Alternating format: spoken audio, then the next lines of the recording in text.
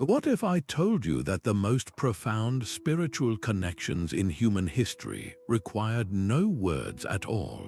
That long before cathedrals or scriptures, before chants or prayers, our ancestors communicated with the divine through something far more primal, something as simple as watching a bull plow a field, or gazing at the moonrise, or leaving an offering at the base of an ancient oak tree.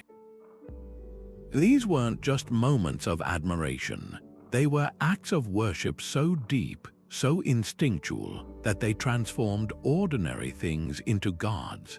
This is the story of 26 once living symbols that ascended to godhood not through complex rituals or spoken doctrine, but through the power of silent, wordless reverence. Picture this, a world where every element of nature pulsed with sacred energy. A serpent shedding its skin wasn't just a reptile, it was a living lesson in rebirth. An eagle soaring overhead wasn't merely a bird, it was a messenger from the heavens.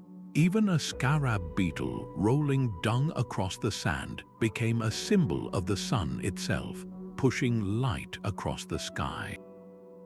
Across cultures and millennia, humans didn't just respect these beings and objects, they worshipped them in silence through observation, action, and awe. They saw the divine in what was once alive, the bull that had roamed, the tree that had grown, the flower that had bloomed, and through that recognition, elevated them to eternal status. In this video, we're going to explore how these 26 symbols, from the mighty tiger to the delicate butterfly, became central to spiritual practices from the Nile to the Andes, and why their worship required no spoken prayers.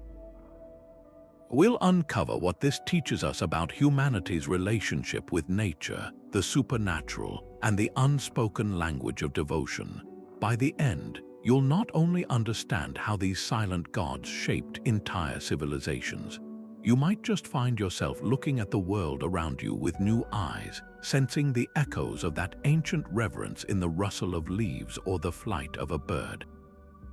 This is a journey into the heart of wordless worship, and it all starts with a single, silent act of awe.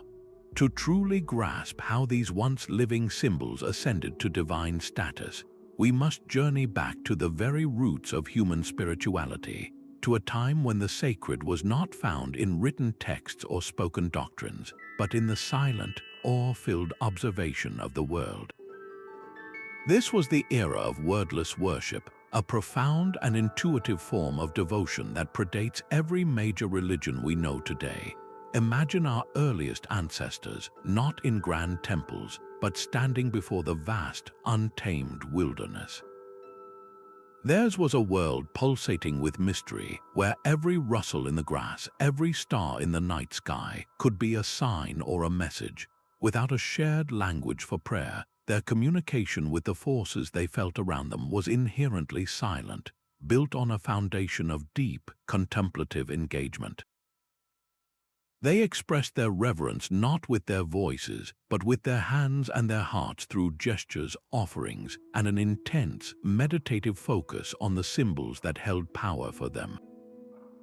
We see the earliest evidence of this practice etched onto the walls of deep, dark caves from the Paleolithic era. Those stunning paintings of bison, horses, and mammoths in places like Lascaux and Chauvet were far more than simple art or hunting manuals.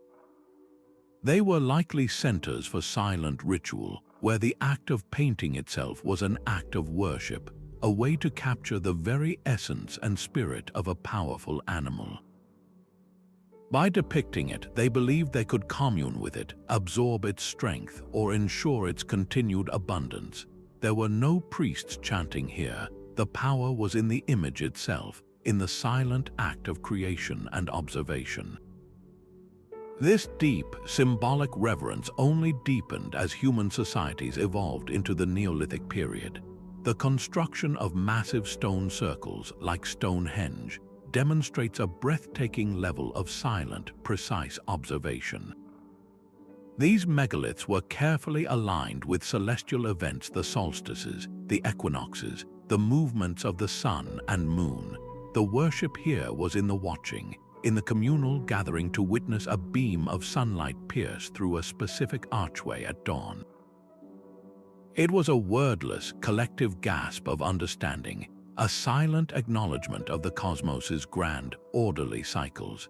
This historical context is absolutely crucial because it reveals the mental and spiritual framework that made the deification of once living symbols not just possible, but inevitable. When your entire spiritual practice is built on attributing consciousness and agency to the natural world, the line between a powerful, respected animal and a god becomes incredibly thin. A community that silently offers gifts to a particular ancient tree for generations begins to see that tree not just as a home for a spirit, but as a divine entity in its own right. The tree's physical presence, its longevity, its life-giving shade and fruit become manifestations of its godhood.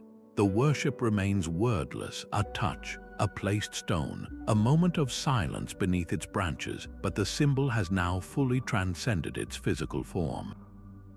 It has moved from being a representation of power to being the very source of that power, occupying a permanent and sacred space not just in the landscape, but in the human psyche, setting the stage for the incredible stories of transformation we are about to explore. So what exactly do we mean when we call these entities once living symbols? This is a crucial distinction because we're not talking about abstract concepts or purely imaginary figures. A once living symbol was something that had a tangible, physical existence in the world. It had breathed, grown, moved, or decayed. This category is wonderfully broad and deeply intuitive. It includes the animals that our ancestors hunted and feared, the plants they harvested and healed with, and even the celestial bodies they tracked across the heavens, whose daily journeys and seasonal shifts felt every bit as alive as their own. But it also extends to objects crafted from materials that had once been part of a living being. A mask carved from sacred wood, an amulet made from a bear's tooth, a ritual drumhead stretched from animal hide, or a statue hewn from stone that had formed over eons. All of these carried the essence of a life that had been, and that essence became the very core of their power. This transformation from a physical, mortal thing into a divine, eternal entity didn't happen through a formal ceremony or a declaration. It was a gradual, organic process born from a specific way of seeing the world, a perspective known as animism. Ancient communities didn't just see a tall, sturdy oak tree. They perceived a powerful presence within it, a consciousness. They didn't just observe a bull's immense strength. They recognized an agency, a will that seemed to mirror the chaotic, creative forces of nature itself. This act of attribution, of giving consciousness and supernatural power to these symbols, is where the magic happened. They became gods because people believed they possessed the authority to influence the world, to grant fertility, to bring rain, to ensure a successful hunt, or to guide the souls of the departed. Often, this divine status was granted because the symbol perfectly encapsulated the most profound and mysterious cycles that governed all life. A serpent sheds its skin and emerges seemingly renewed, offering a perfect, silent metaphor for rebirth and eternity. A moon waxes and wanes, disappearing entirely only to return, mirroring the rhythms of life, death, and regeneration. Even a simple seed, buried in the dark earth before sprouting anew, became a powerful testament to this cycle. This is how a bull's skull, carefully placed on an altar, could become far more than a bone. It became a conduit for communicating with ancestral spirits, its hollow eyes serving as a window between worlds. A revered tree wasn't just a home for a spirit. It was the spirit, its roots digging into the underworld and its branches scratching at the heavens, physically connecting all realms of existence. This beautiful, complex concept ultimately serves as a bridge. It connects the tangible, physical world that we can touch and see with the intangible, spiritual world that we can only feel and believe in. It shows us how our ancestors grappled with the biggest questions of mortality and eternity. They saw that everything living eventually dies, and yet the world itself perseveres, seasons turn, and new life always emerges. By worshipping these once living symbols, they found a way to honor that paradox, to touch the eternal through the mortal, and to find the divine in the very earth beneath their feet. Consider the immense, hulking form of a bull, muscles rippling under a thick hide, the very picture of untamed power. This was not just an animal to the ancient world. It was a walking, breathing embodiment of the forces that sustained life itself.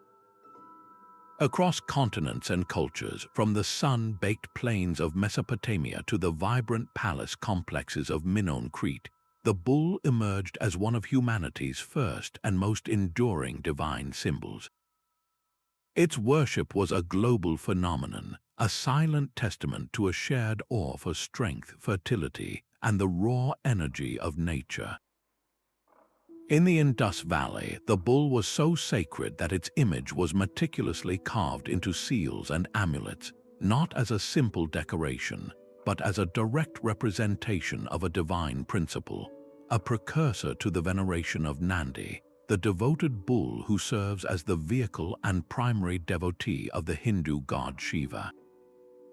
Meanwhile, in Mesopotamia, the storm god Adad was intrinsically linked to the bull, its thunderous charge and powerful bellow echoing the god's command over rain and tempests. The connection was visceral and immediate. This reverence was deeply practical, rooted in the bull's indispensable role in early agriculture. Before the invention of the tractor, the bull was the engine of the farm. Its sheer strength was what broke the hard earth for planting, turning the soil to ensure a community's survival. Every time a bull put its shoulder to a plow, it was quite literally enacting a miracle of creation, transforming barren ground into fertile promise. This made the bull a living, breathing symbol of agricultural abundance, a direct link between animal power and human sustenance. Its virility was equally celebrated, seen as a guarantee of continued herds and prosperity. The bull's life force was the community's life force, but this worship was not about speaking prayers to the animal. It was about engaging with it in a silent, physical dialogue of respect. Offerings of the finest grains might be laid before a chosen bull, or it might be adorned with garlands and pigments in a silent ceremony of honor. This wordless veneration did not end with the bull's death. In fact, in many ways, that is where its transformation into a permanent god truly solidified. The physical body of the bull retained its sacred power. Its skull, with its formidable horns curving towards the sky, was often carefully preserved and placed in temples or atop altars. This was not a trophy, it was a relic, a conduit. Those horns became a symbolic gateway, a channel for the very divine energy the bull represented in life. Artisans would craft elaborate ritual vessels in the shape of bulls' heads, used for pouring libations to the gods. In Minoan culture, the breathtaking image of acrobats vaulting over the back of a charging bull captures this profound relationship. It was a dance with divine power, a silent, dangerous, and breathtakingly beautiful ritual that honored the bull's spirit through breathtaking human action. This consistent, action-based reverence across millennia elevated the bull from a valuable animal to a godlike figure, its legacy stamped forever on myth, art, and the foundational spiritual practices of countless civilizations. This silent, coiled form, often found basking on a sun-warmed rock or disappearing into a crack in the earth, presented ancient humanity with a living, breathing riddle. The serpent's very nature is a tapestry of beautiful contradictions, a duality that both terrified and fascinated, making it a perfect vessel for the divine. It is a creature of the ground, yet it can climb the highest trees. It has no limbs, yet it moves with mesmerizing speed and grace. Most powerfully, it is both life-giving and deadly. Its venom could bring a swift and painful end, yet that same venom, in tiny, careful doses, was used in ancient antidotes and medicines. This inherent paradox made the serpent an undeniable symbol of the thin, blurred line between healing and harm, creation and destruction. But the single most transformative act, the one that truly elevated the serpent to a god-like status through wordless worship, was its ability to shed its own skin. To an ancient observer, this would have appeared nothing short of a miracle. The serpent would grow dull, its eyes milky, and it would seem to be dying, only to then emerge from its old self, glistening, vibrant, and renewed. This was not a metaphor, it was a physical, observable fact of rebirth and immortality happening right before their eyes. It became the ultimate, silent symbol of eternity, the soul sloughing off its mortal coil to be born again. This powerful imagery resonated so deeply that it became a central motif in spiritual traditions across the globe, all without a single word of doctrine needing to be spoken. In the lush rainforests and highlands of ancient Mesoamerica, this reverence took the magnificent form of Quetzalcoatl, the feathered serpent. This was not a monster to be slain, but a creator god, a bringer of knowledge, and a symbol of the priesthood itself. Worship of Quetzalcoatl was profoundly wordless. Priests and devotees would engage in silent observation, studying the movements of real serpents, seeing in their fluid motion a divine language. They offered precious objects, jade, finely crafted beads, beautiful feathers, not by chanting over them, but by placing them in sacred cenotes or at the bases of temples, a silent exchange of value for divine favor. The serpent's image was everywhere, carved into massive stone pyramids, coiled around staffs of office, its silent stone gaze overseeing the entirety of life. Half a world away, in the spiritual landscape of India, the serpent, particularly the cobra, holds a similarly elevated and silent role. Here, they are known as Nagas, powerful and often benevolent beings who are protectors of springs, wells, and treasure. Their worship is deeply action-based. You might see a devotee at a shrine silently pouring milk as an offering to a stone carving of a cobra, its hood flared. This isn't about prayer, it's about a tangible act of respect for the energy the serpent represents. That energy is most explicitly defined as Kundalini, the primal, coiled power believed to lie dormant at the base of the human spine. In meditation, the goal is to awaken this serpent power silently, to feel it uncoil and rise through the body, bringing enlightenment. The serpent is the perfect symbol for this, a silent, internal force of immense transformative potential.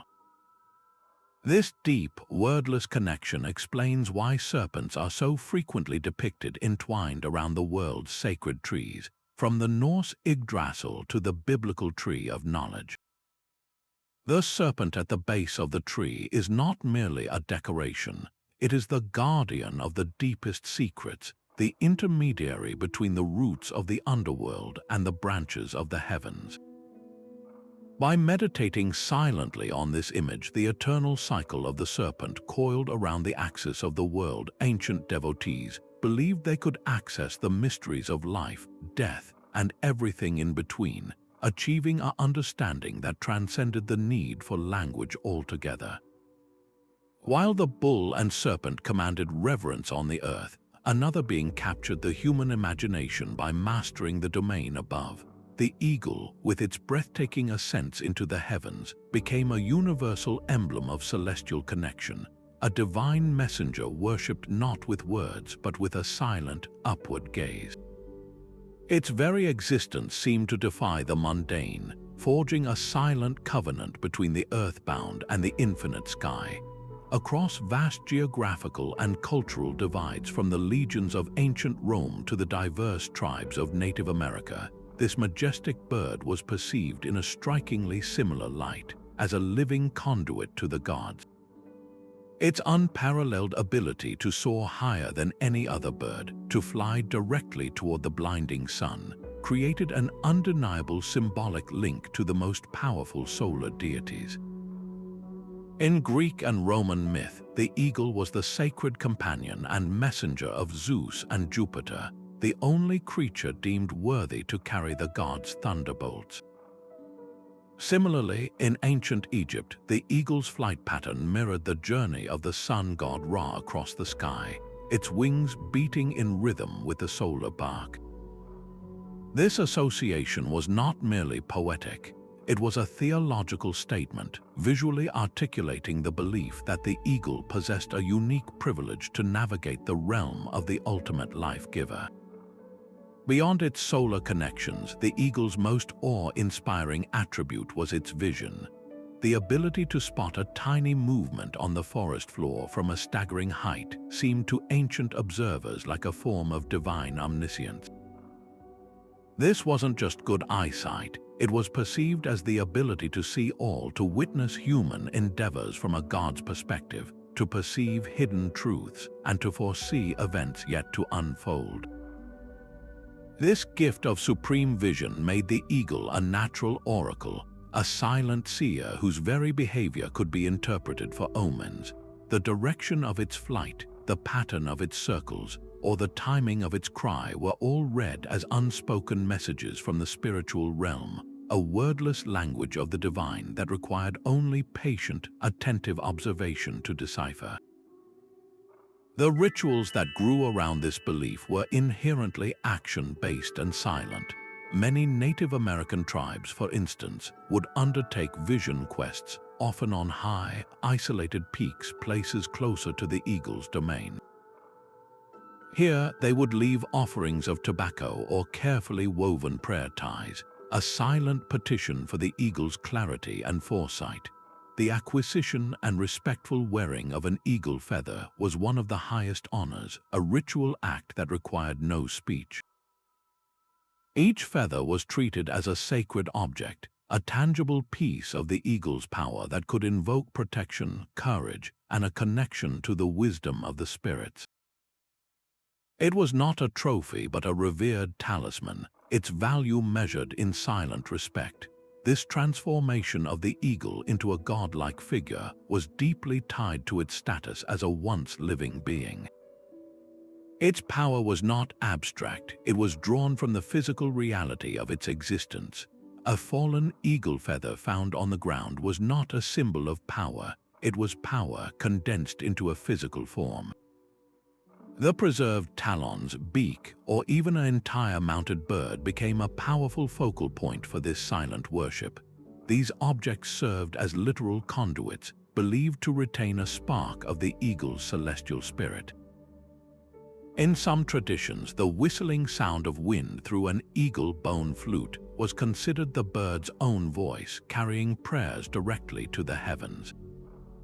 This practice highlights the core of wordless worship, the belief that the divine could be accessed through the physical remnants of a sacred life, and that communication with the gods could be achieved through respectful action, mindful observation, and the silent holding of a sacred object, creating a bridge between worlds built on awe, not appeals. Amidst the murky, stagnant waters of a pond, something extraordinary unfolds. A pristine, beautiful flower emerges, its petals perfectly formed and utterly untouched by the filth from which it grew. This is the lotus, and its very existence became one of humanity's most powerful and enduring silent sermons on purity, resilience, and the possibility of enlightenment. Unlike the bull or the eagle, whose divinity was tied to raw power and celestial majesty, the lotus offered a quieter, more introspective kind of magic. Its worship required no grand gestures or loud proclamations. It was a divinity discovered in stillness, a lesson taught not through force, but through the simple, profound act of rising unstained.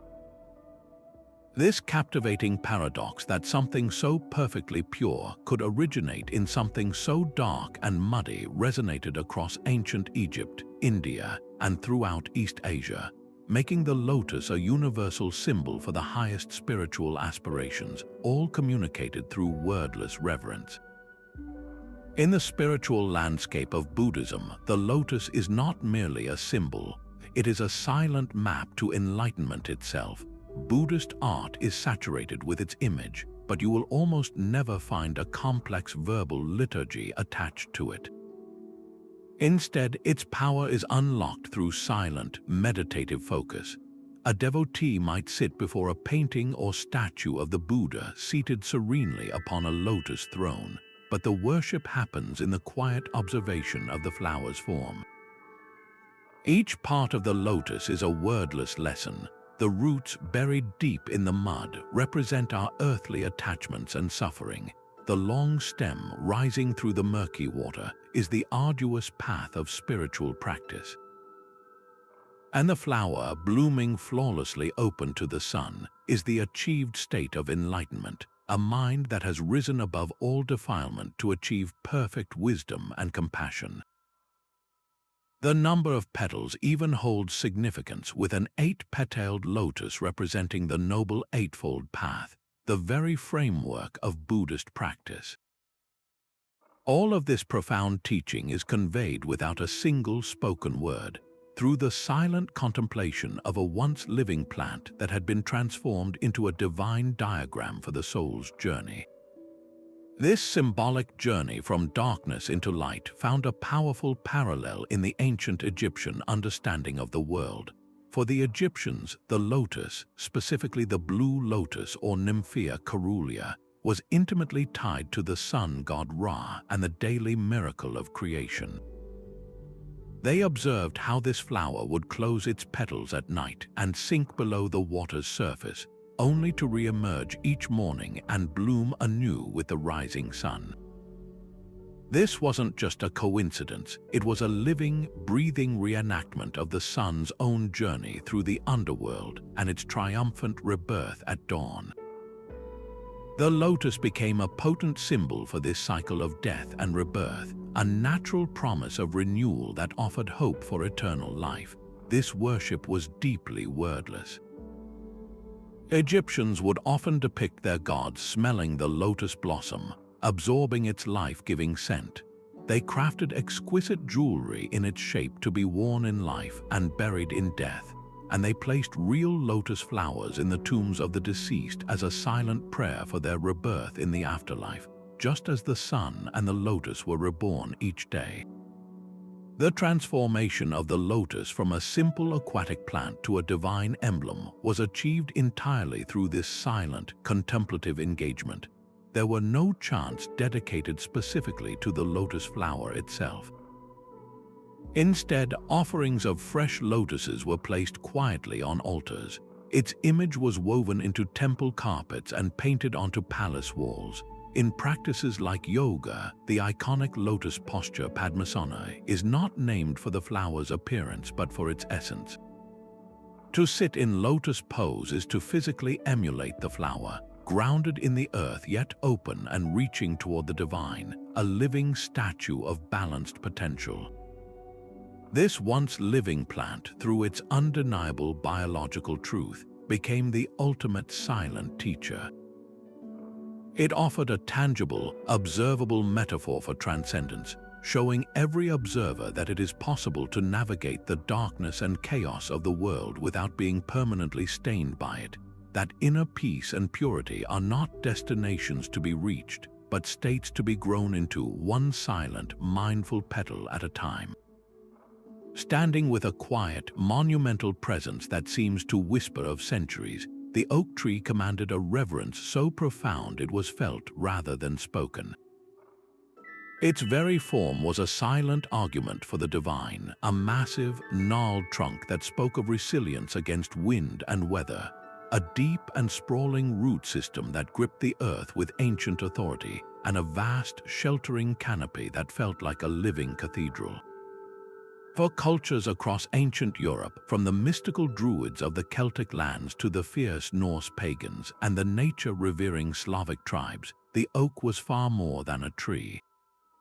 It was the axis mundi, the sacred center of the world, a physical pillar connecting the soil of the earthly realm to the boundless heavens above, and its roots delving deep into the mysterious underworld.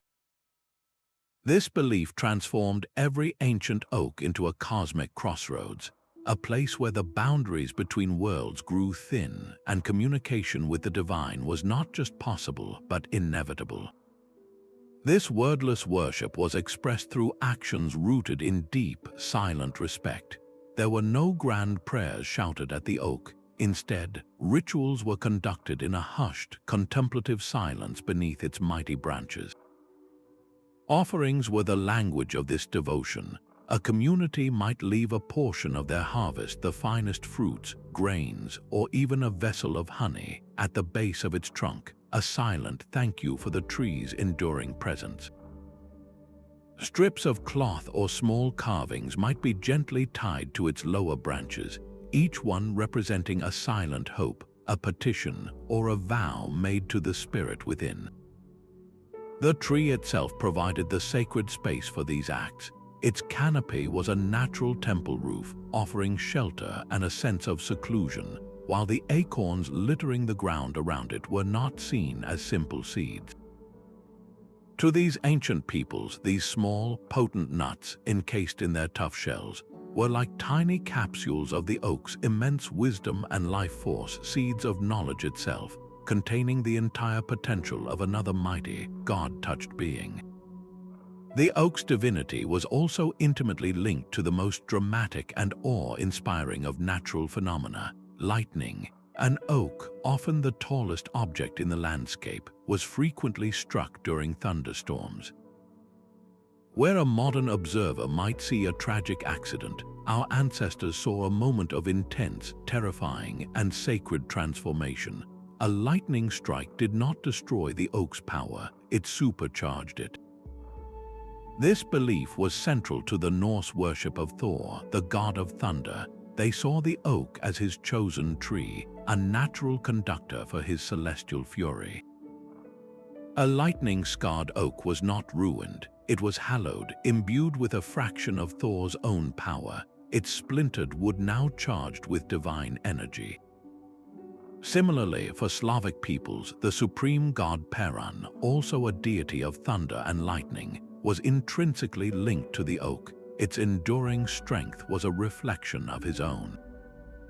This connection ensured that even a fallen oak retained its sacred essence. Its wood was never treated as mere timber.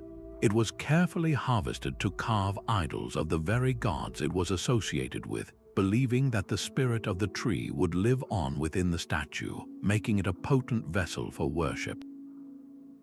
Clubs and ceremonial tools made from oak wood were thought to carry the thunder god's own striking power.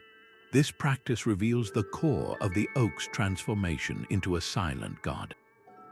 It wasn't just a home for a spirit. Through its physical attributes, its strength, its longevity, its connection to the sky, it became a manifestation of the divine itself, an eternal, watchful presence that taught, through its silent existence, lessons of endurance, stability, and the quiet, unyielding power of nature. While the oak tree stood as a terrestrial axis connecting earth to sky, another form of worship turned its gaze upward to the ultimate source of all life, the sun itself. Though not a biological entity in the way a tree or animal is, the sun disk, a human-crafted symbol representing our star, became one of the most potent objects of wordless worship precisely because it pointed to a force that was undeniably, vibrantly alive. Crafted from gleaming gold to catch the light or carved from stone to endure for eternity, the sun disk was never seen as a mere representation. It was a living symbol, a concentrated point of focus that made the immense, intangible power of the sun accessible, a divine eye that watched over all creation and sustained the very rhythm of existence. Its worship was a silent acknowledgement of the most fundamental truth known to ancient humanity. Without the sun, there is no life. This reverence was born from the most basic and profound of observations, the sun's daily journey across the sky. Every civilization, without exception, witnessed this cycle. They saw the world plunged into a cold, fearful darkness each night, only to be rescued each morning by the sun's triumphant return, bringing light, warmth, and the energy that made crops grow. This was not a passive observation, it was an experience that dictated survival. The sun's regularity created a sense of divine order, a cosmic promise that chaos would be held at bay. To honor this life-giver, ancient cultures developed the sun disk as a physical anchor for their gratitude, a way to channel their awe into a tangible form they could engage with in ritual. The worship was silent because the sun's power was self-evident. It required no explanation, only thankful observance. Nowhere was this wordless devotion to a solar symbol more dramatically realized than in ancient Egypt during the reign of the pharaoh Akhenaten. In a radical shift from Egypt's complex pantheon, Akhenaten elevated the Aten, the physical disk of the sun, to the status of the supreme and sole deity. The art from this period is strikingly beautiful and unique, depicting the Aten not as a god in human or animal form, but as a golden disk from which long, ray-like arms extend, each ending in a hand that offers the Ankh, the symbol of life, to the royal family. Worship of the Aten was intensely personal and profoundly silent. It did not involve chanting in dark, enclosed temples. Instead, rituals were conducted in open courtyards under the sky. Akhenaten and his queen, Nefertiti, were often shown standing beneath the Aten's rays, not with their heads bowed in prayer, but with their faces uplifted, silently basking in its life-giving energy. Offerings of food, flowers, and incense were laid on altars, not to appease a hungry god, but as a silent, joyous celebration of the light and sustenance the sun provided. This was perhaps the purest form of wordless worship, a direct, silent, and loving communion with the source of all life. Across the Atlantic Ocean, in the heart of the Aztec Empire, a different kind of sun disk held equally profound significance. The famous Sun Stone, often mistakenly called the Aztec calendar stone, is a colossal carved monolith that is far more than a timekeeping device. It is a complex cosmogram, a stone representation of the Aztec understanding of the cosmos and their terrifyingly high stakes in keeping the sun moving. The Aztecs believed the world had undergone 4 previous cycles of creation and destruction, each ruled by a different sun. They lived in the era of the 5th sun, and they believed its survival depended on a sacred exchange. The sun required nourishment, specifically the precious water of life found in human blood, to continue its daily battle against the darkness. While some rituals involved sacrifice, the worship of the sun disk itself was often bloodless and centered on silent awe. The sun stone was the focal point for these rituals. Priests and devotees would gather around it, making offerings of precious objects, incense, and their own silent, fervent devotion. They weren't just looking at a carved rock, they were gazing upon a symbolic portrait of their universe, and through their silent concentration and offerings, they were participating in the cosmic effort to sustain the very sun that sustained them. This transformation of a crafted object into a god reveals a fascinating layer of wordless worship. The sun disk, whether the golden Aten or the carved sun stone, became a god because it perfectly encapsulated a universal human experience, dependence on and gratitude for the sun. It became the focal point for a silent contract between humanity and the cosmos.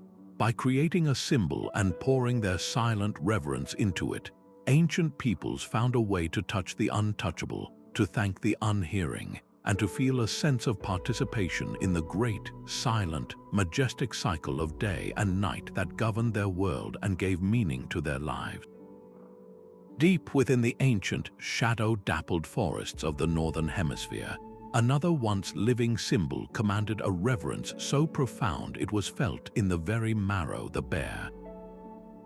This was not a creature to be simply feared or hunted. To the indigenous peoples of North America, the Ainu of Japan, and countless tribes across Europe and Asia, the bear was a revered elder, a powerful guardian of the wilderness, and a master healer whose very life cycle was a silent, sacred text on death and rebirth. Its massive, fur-clad form, moving with a surprising gentleness yet possessing undeniable power, made it a walking paradox, a being that was both of this world and a clear bridge to the world of spirits.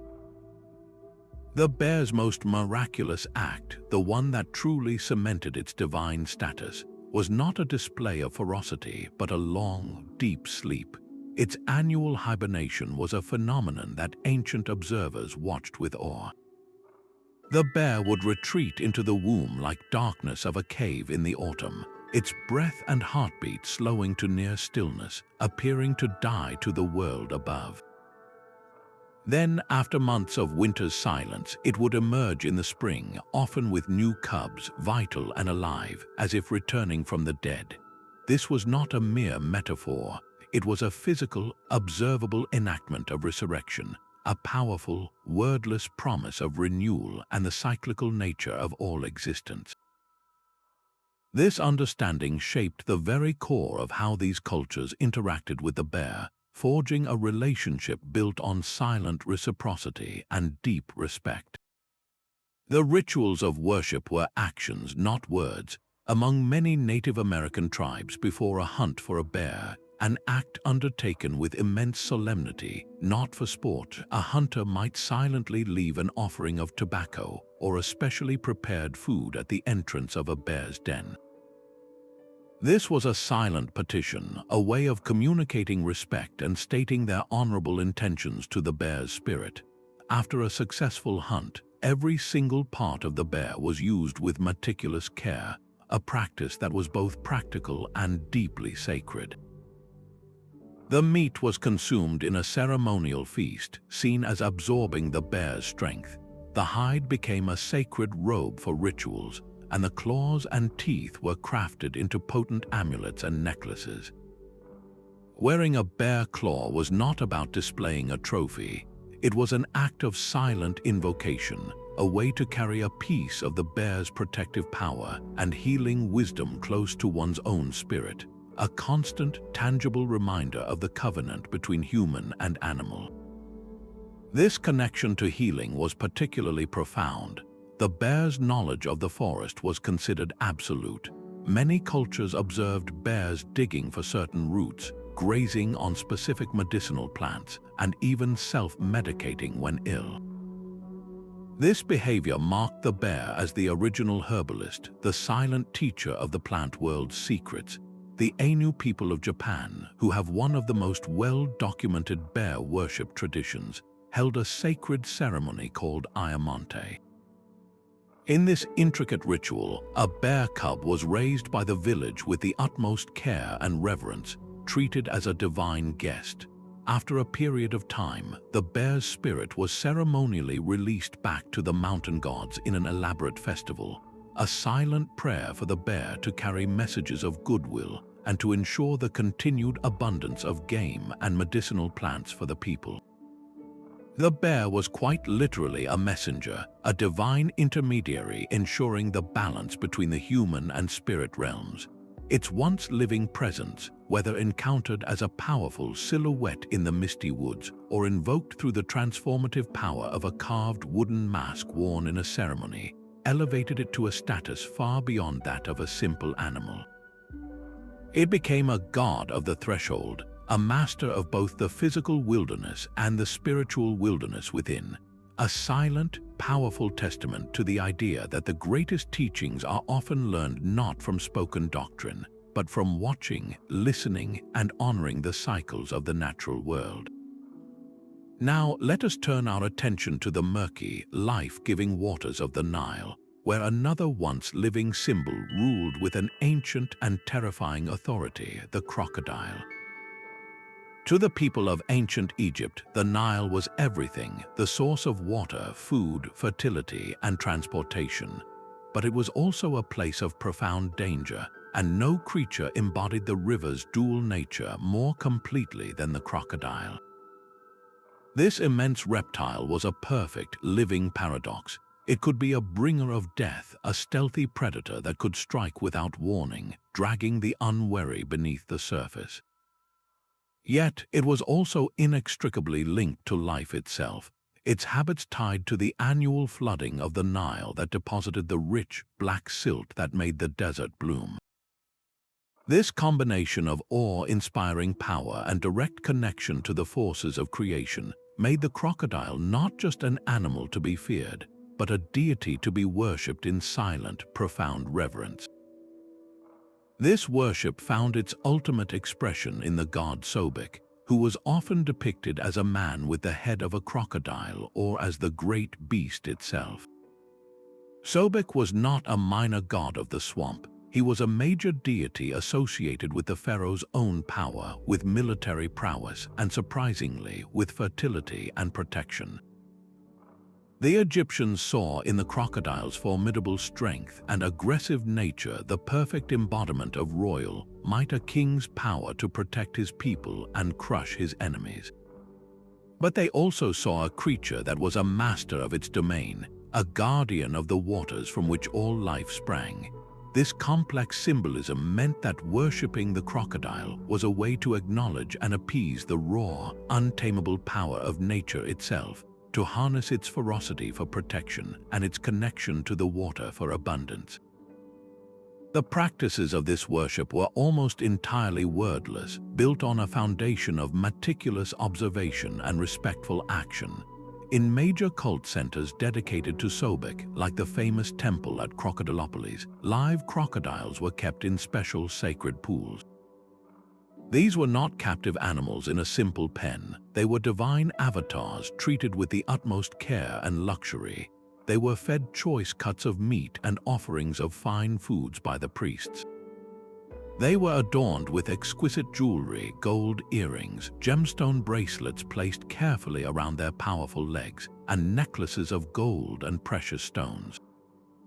This was not a display of mere wealth. It was a silent language of devotion.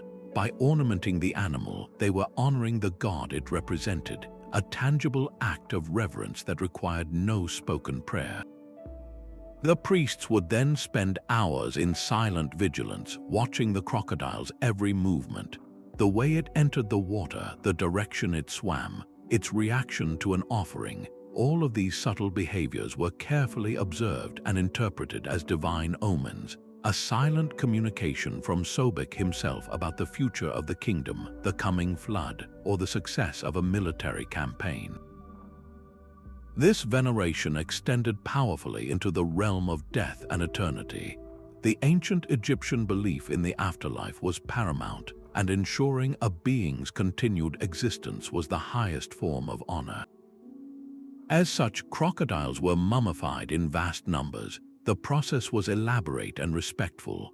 The body of the sacred animal would be carefully cleaned, treated with natron to dry it, and anointed with precious oils and resins.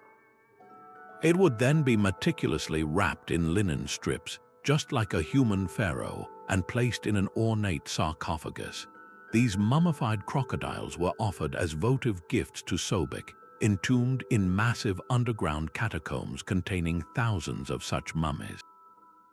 The act of mummification was the ultimate silent prayer. It was a physical plea for the god's continued favor and a powerful attempt to harness his divine energy for eternity, ensuring his protective, fertile power would endure forever. Through these silent, deliberate actions, the feeding, the adornment, the watchful waiting, and the preservation, the once living crocodile was completely transfigured. It ceased to be merely a dangerous animal and became Sobek, a god who embodied the very essence of the Nile. the terrifying, unpredictable danger that lurked just beneath the surface of the life-giving waters, and the immense, fertile power that sustained an entire civilization. While the crocodile ruled the sun-drenched Nile with a primal, earthly power, another master of silence commanded reverence under the cover of darkness. The owl, with its ghostly flight and unnerving, all-seeing gaze, became a universal symbol for piercing the veil that separates our world from the unseen.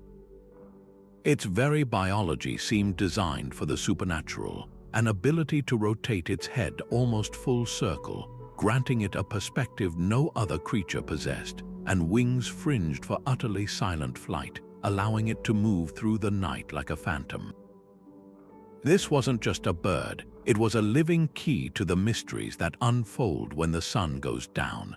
Across the ancient world, from the marble temples of Greece to the stone pyramids of Mesoamerica, the owl was wordlessly worshipped as the ultimate seer, an oracle of the night that could see what was hidden to others and navigate the thin, shadowy boundary between life and death.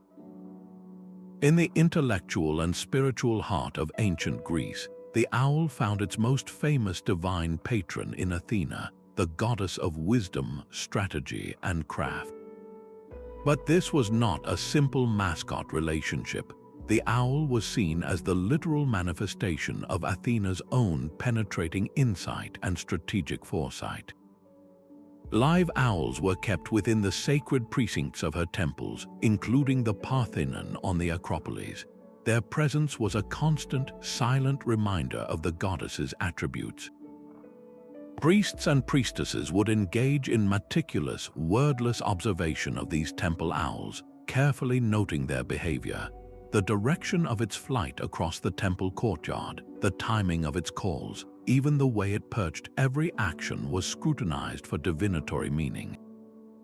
A sudden, silent swoop might be interpreted as a sign of an impending military victory, while an owl staring fixedly in a particular direction could indicate where wisdom was most needed. This practice, known as ornithomancy, required no spoken incantations.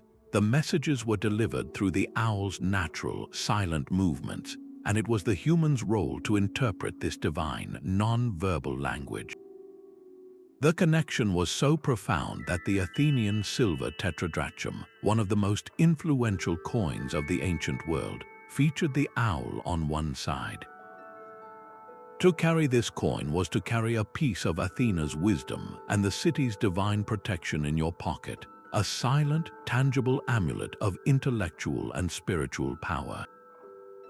This association with the hidden and the ominous took on a deeper, more complex dimension in the beliefs of the Aztecs and other Mesoamerican cultures. Here, the owl was not just a symbol of wisdom but a powerful and respected psychopomp, a guide for souls journeying to the underworld. Its nocturnal nature and its haunting call, which often broke the silence of the night, were interpreted as communication from the realm of the dead. The Aztecs associated the owl with their god of death, Mictlantecutli, but this was not a purely malevolent connection. The owl's role was crucial and sacred. It ensured that souls found their way safely through the darkness to their final resting place, preventing them from becoming lost and wandering as restless spirits. This belief fostered a form of wordless worship built on a mixture of deep respect and solemn caution. Small, finely crafted owl figurines made from clay or obsidian were common offerings in funeral rites. These were not placed with spoken prayers, but left in silence at burial sites or in caves believed to be entrances to the underworld, a silent petition for the owl's guidance for the departed loved one. To hear an owl's call near one's home was not necessarily a bad omen, but it was a silent message to be heeded, a reminder of the proximity of the spirit world and the cyclical nature of existence. The transformation of the owl into a divine entity was deeply rooted in its physical, once living form. Its feathers were considered particularly potent talismans. A single owl feather found and kept was believed to grant the bearer the ability to see through deception and illusion, to perceive the true intentions of others, and to access hidden knowledge in dreams. Warriors and shamans would often incorporate these feathers into their headdresses or garments, not as decoration, but as a silent invocation of the owl's visionary power. Similarly, the preserved body of an owl, treated with respect and perhaps kept in a special container, served as a powerful household guardian, a silent sentinel against evil spirits and negative energies. This practice highlights the core of the owl's silent deification.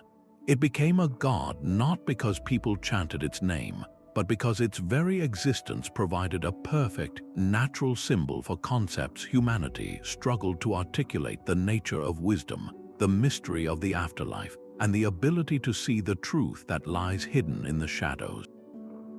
Its worship was conducted in hushed tones, through the silent offering of a figurine, the contemplative observation of its flight, or the respectful holding of a feather, all serving as a wordless bridge to the knowledge that exists just beyond the limits of ordinary sight. In the sun-baked pueblos of the American Southwest, a different kind of silent god reigned, one born not from the hunt or the storm, but from the very soil that sustained life itself. Here, among the Hopi, Zuni, and other Pueblo peoples, the divine was found in the golden kernels of corn, and its supreme embodiment was the Corn Maiden. This was not a distant, abstract deity to be petitioned with loud prayers, but a tangible, living presence intimately woven into the daily acts of planting, tending, and harvesting. The Corn Maiden herself was often represented as a sacred effigy, a powerful symbol crafted from the very substance she governed, carefully chosen ears of corn, bound with corn husks and perhaps adorned with feathers and paint. She was not an idol representing a separate god. In a very real sense, she was the divine spirit of the corn, a goddess whose body was the plant and whose life cycle was the greatest spiritual lesson a community could receive.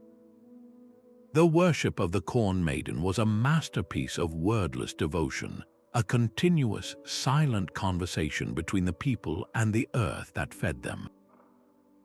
This dialogue was conducted through the sacred calendar of agriculture itself.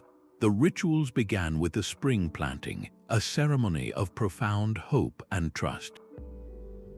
In silence, save for the sound of the digging stick breaking the earth, the people would plant the precious seed corn, often placing each kernel into the ground with a focused, mindful intention. This act was far more than a farming technique. It was a silent prayer, a physical offering of life back to the earth, a request for the Corn Maiden's return. There were no chants for rain or choral hymns for sun. Instead, the community's faith was expressed through their attentive care, weeding, watering, and watching over the young shoots as they would a cherished child, their daily labor a form of continuous, active reverence. The culmination of this silent covenant was the harvest ceremony. This was not a raucous celebration, but a time of quiet, profound gratitude and solemnity. As the ripe ears were gathered, the first and most perfect ones were set aside not for eating, but for offering. These choice ears, representing the very essence of the Corn Maiden's gift, would be presented at altars or placed in the central kiva, the underground ceremonial chamber. This offering was made in a hushed, respectful silence. To speak might break the spell of gratitude, to disrupt the sacred transfer of life from the earth to the people. The act of giving the finest portion back was the entire language of their worship, a wordless thank you for the sustenance provided, and a silent promise to care for the seeds that would ensure her rebirth the following spring. This deep, cyclical relationship transformed the Corn Maiden into the ultimate teacher of interdependence. Her very existence was a lesson. She required human hands to plant her and clear her fields, while humans required her body for their literal survival. This was a reciprocity so complete it blurred the line between the worshipper and the worshipped. the Corn Maiden, through her annual death at harvest and her miraculous rebirth from a tiny seed, physically demonstrated the principles of sacrifice, renewal, and the unbreakable cycle of life that governs all things. By engaging in these silent rituals, the people were not just asking for food, they were aligning themselves with this fundamental cosmic rhythm, acknowledging their place within a vast, interconnected web of life. This once living plant, through mindful, wordless engagement, became a divine figure who taught that true spirituality is found not in eloquent prayers, but in grateful action, in the respectful handling of food, and in the silent understanding that to eat is to participate in a sacred cycle of death and rebirth that connects every living being. Emerging from the dense, shadowy jungles of Asia, the tiger commanded a form of reverence so potent it was communicated not through words, but through a collective, breath-held silence. This magnificent predator, a breathtaking fusion of silent stealth, explosive power, and hypnotic grace, was perceived not merely as an animal, but as a living, breathing force of nature itself. Across the vast continent, from the imperial courts of China to the spiritual epicenters of India and the mountainous landscapes of Korea, the tiger was silently elevated to a divine status, becoming the ultimate embodiment of raw power, royal authority, and fierce protection. Its very presence in the cultural imagination represented the untamed, majestic heart of the wilderness, a sacred power that could be respectfully channeled but never truly controlled. In the rich tapestry of Hindu tradition, the tiger's divine role is perhaps most famously expressed through its connection to the goddess Durga, the fierce and loving mother of the universe and the slayer of demons. Durga is consistently depicted riding a mighty tiger into battle.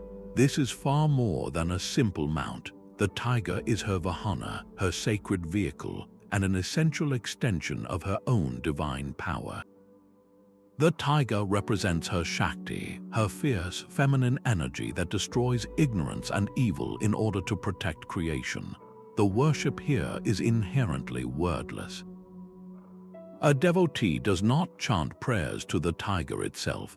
Instead, they engage in darshan, the practice of silent, meditative gazing upon an image or statue of Durga astride her tiger.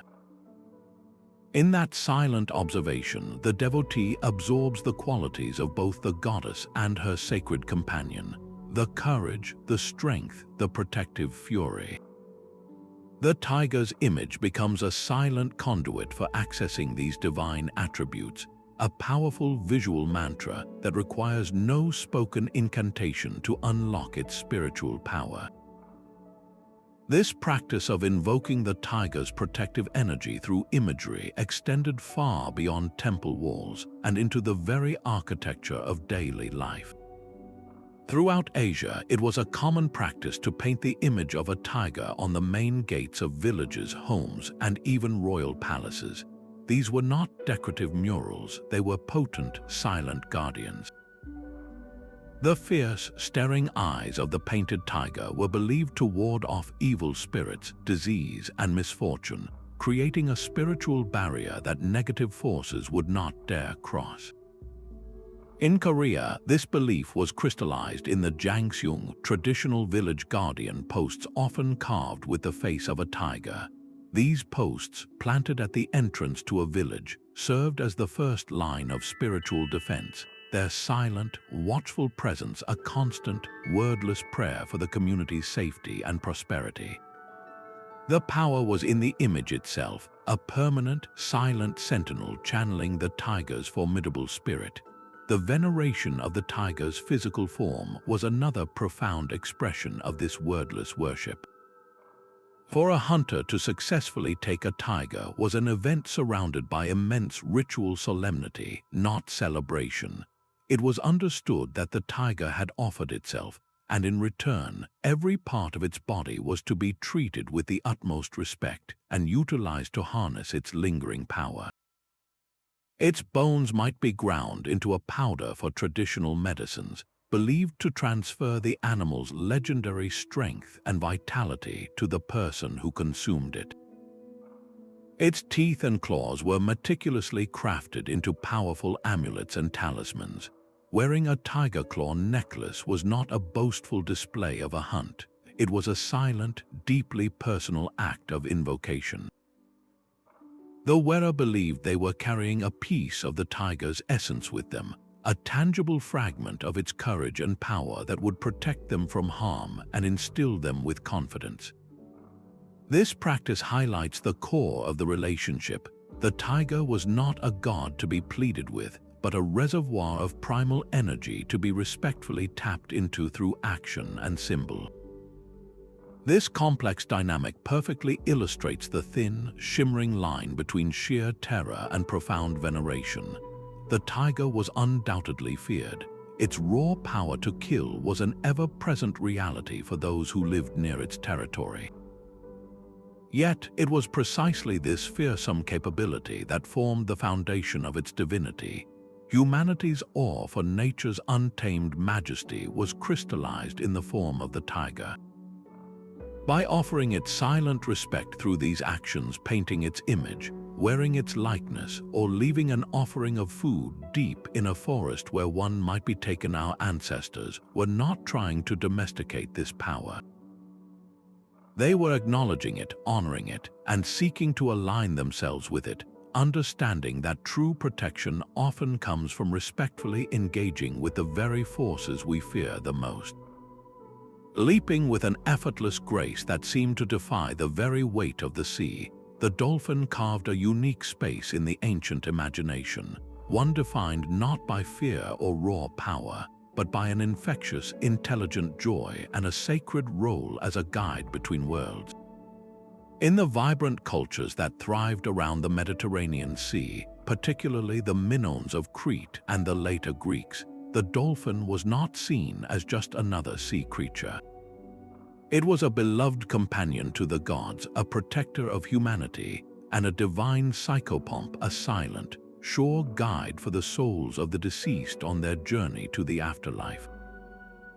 This relationship was built on a foundation of awe and affection, a wordless worship that celebrated the dolphin's obvious intelligence, its captivating sociability, and its seemingly playful nature, which ancient observers interpreted as a manifestation of cosmic harmony and benevolent divine will. The Minoans, a seafaring people whose sophisticated art and culture flourished on Crete, left behind some of the most eloquent evidence of this deep reverence. In the breathtaking frescoes that adorn the walls of the Palace of Knossos, dolphins swim in vibrant, curving processions across the plaster, their bodies painted in brilliant blues and whites against a sea of ochre. These are not simple depictions of marine life, they are sacred images. The very walls of the palace, the central hub of Minoan power and spirituality, were considered to be under the dolphin's protection. Their presence in art was a form of silent invocation, a way to channel the creature's positive energy and its perceived mastery over the dangerous, unpredictable sea. For a people whose survival and prosperity were inextricably linked to the Mediterranean, the dolphin became a symbol of safe passage and a benevolent ally in the vast, unknown deep. This worship was expressed through action. Fishermen who encountered dolphins riding the bow waves of their boats likely saw it as a good omen, a silent blessing on their catch and their journey. They might reciprocate this perceived goodwill by tossing some of their fish to the dolphins, a wordless offering of thanks and a silent prayer for continued protection. This veneration was powerfully adopted and expanded by the ancient Greeks, who wove the dolphin into the very fabric of their mythology. The dolphin was famously sacred to Apollo, the god of light, music, and prophecy. One of the most charming myths tells of how Apollo, wishing to bring priests from Crete to his new sanctuary at Delphi, transformed himself into a dolphin and led their ship safely across the sea. In gratitude, he was given the name Delphinus, and his sacred precinct became known as Delphi. This story perfectly encapsulates the dolphin's dual role. It was a divine guide, leading humans to their destined spiritual home, and a benevolent savior, ensuring safe passage across treacherous waters. The dolphin was also closely associated with Dionysus, the god of ecstasy, wine, and rebirth. In numerous works of art, dolphins are shown carrying the joyful followers of Dionysus on their backs or playfully leaping around the god's ship. This connection reinforced the idea of the dolphin as a creature that could navigate not just the physical sea, but the emotional and spiritual currents of ecstasy and transformation, guiding souls through states of heightened consciousness. The most profound aspect of the dolphin's divinity, however, was its role as a guide for the dead. Many ancient cultures believed the soul's journey to the afterlife involved a voyage across a body of water. The Greeks often depicted the dolphin as the ideal companion for this final trip. Its familiar, friendly presence would comfort the soul, and its renowned navigational skills, its ability to travel great distances and always find its way, made it the perfect pilot to the shores of the Elysian Fields or the Isle of the Blessed. This belief was expressed wordlessly through art. Scenes of dolphins carrying human figures on their backs are common on Greek funerary vases and sarcophagi. This was not a literal expectation but a powerful symbolic prayer. By placing this image on a tomb, the living were making a silent petition, asking the divine dolphin to recognize their loved one and ensure their safe passage to a joyful afterlife. The intelligence shining from the dolphin's eyes in these artworks is not that of a simple animal. It is the knowing gaze of a compassionate celestial being. This transformation of the dolphin into a godlike figure is a beautiful testament to the power of wordless admiration.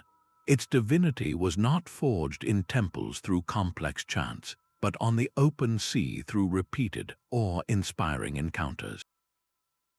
The dolphin's once living presence, its sociable pods, its acrobatic leaps, and its documented behavior of assisting distressed swimmers provided all the evidence our ancestors needed. They saw in this creature a mirror of the best qualities of the divine: intelligence, joy, compassion, and a guiding light in the darkness. By offering it fish, by painting its image on their walls, and by carving its form onto their graves, they were engaging in a silent dialogue of mutual respect, acknowledging the dolphin as a vital partner in the great, mysterious balance of the cosmos, where life, death, and joy were all part of the same eternal, rolling wave. Amidst the golden sands of ancient Egypt, one of the most profound acts of wordless worship was directed not at a mighty bull or a soaring eagle, but at a small, determined insect, the scarab beetle. This humble creature, observed rolling its ball of dung across the harsh desert floor, became one of the most potent and enduring symbols of creation, transformation, and eternal life the world has ever known. The Egyptians saw in this simple, instinctual behavior a perfect mirror of the cosmos itself. Just as the scarab tirelessly pushed its sphere of dung, the great sun god, Ra, was believed to roll the sun across the sky each day. But the connection went even deeper. The Egyptians noticed that young scarabs seemed to emerge spontaneously from within the dung ball, as if created from nothingness.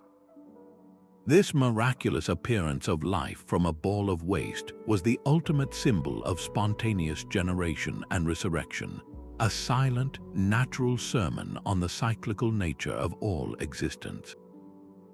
This powerful observation led to the scarab's direct association with Khepri, the god of the rising sun, whose very name means "he who comes into being."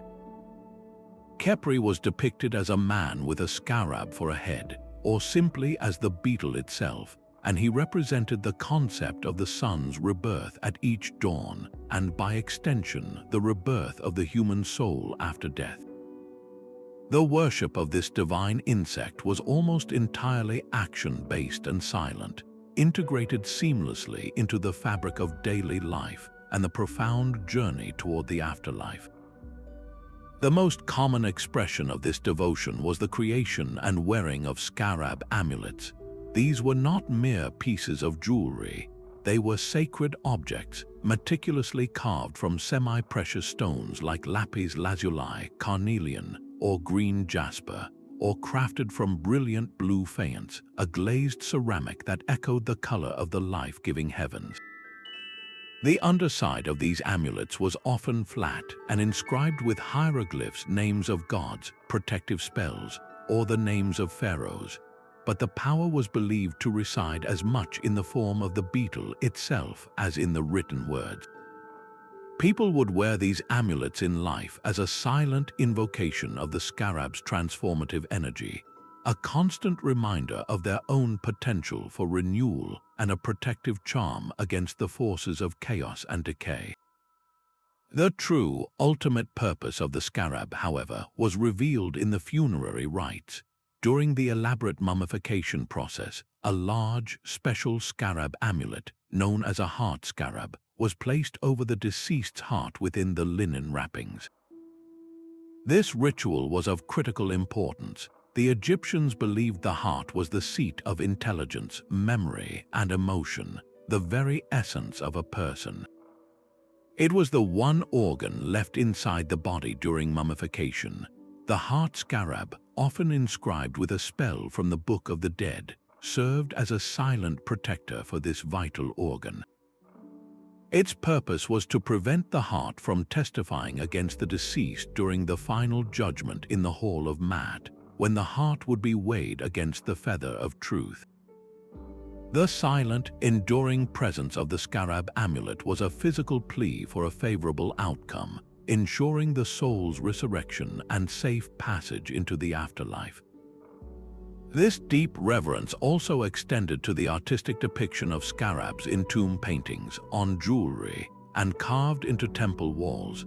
Each image was itself a silent offering, a way of perpetuating the beetle's sacred cycle and honoring its divine principles without the need for spoken incantations. The scarab's transformation from a common insect to the embodiment of a solar deity is a stunning example of how wordless worship operates. It was not the beetle's size or strength that granted it divinity, but the silent, symbolic lessons humanity learned by watching it. The scarab taught, through its relentless pushing of the dung ball, the creative power of persistence and self-generated movement. It taught, through its seeming rebirth from waste, that life could emerge from the most unexpected places, and that death was not an end but a transition into a new state of being.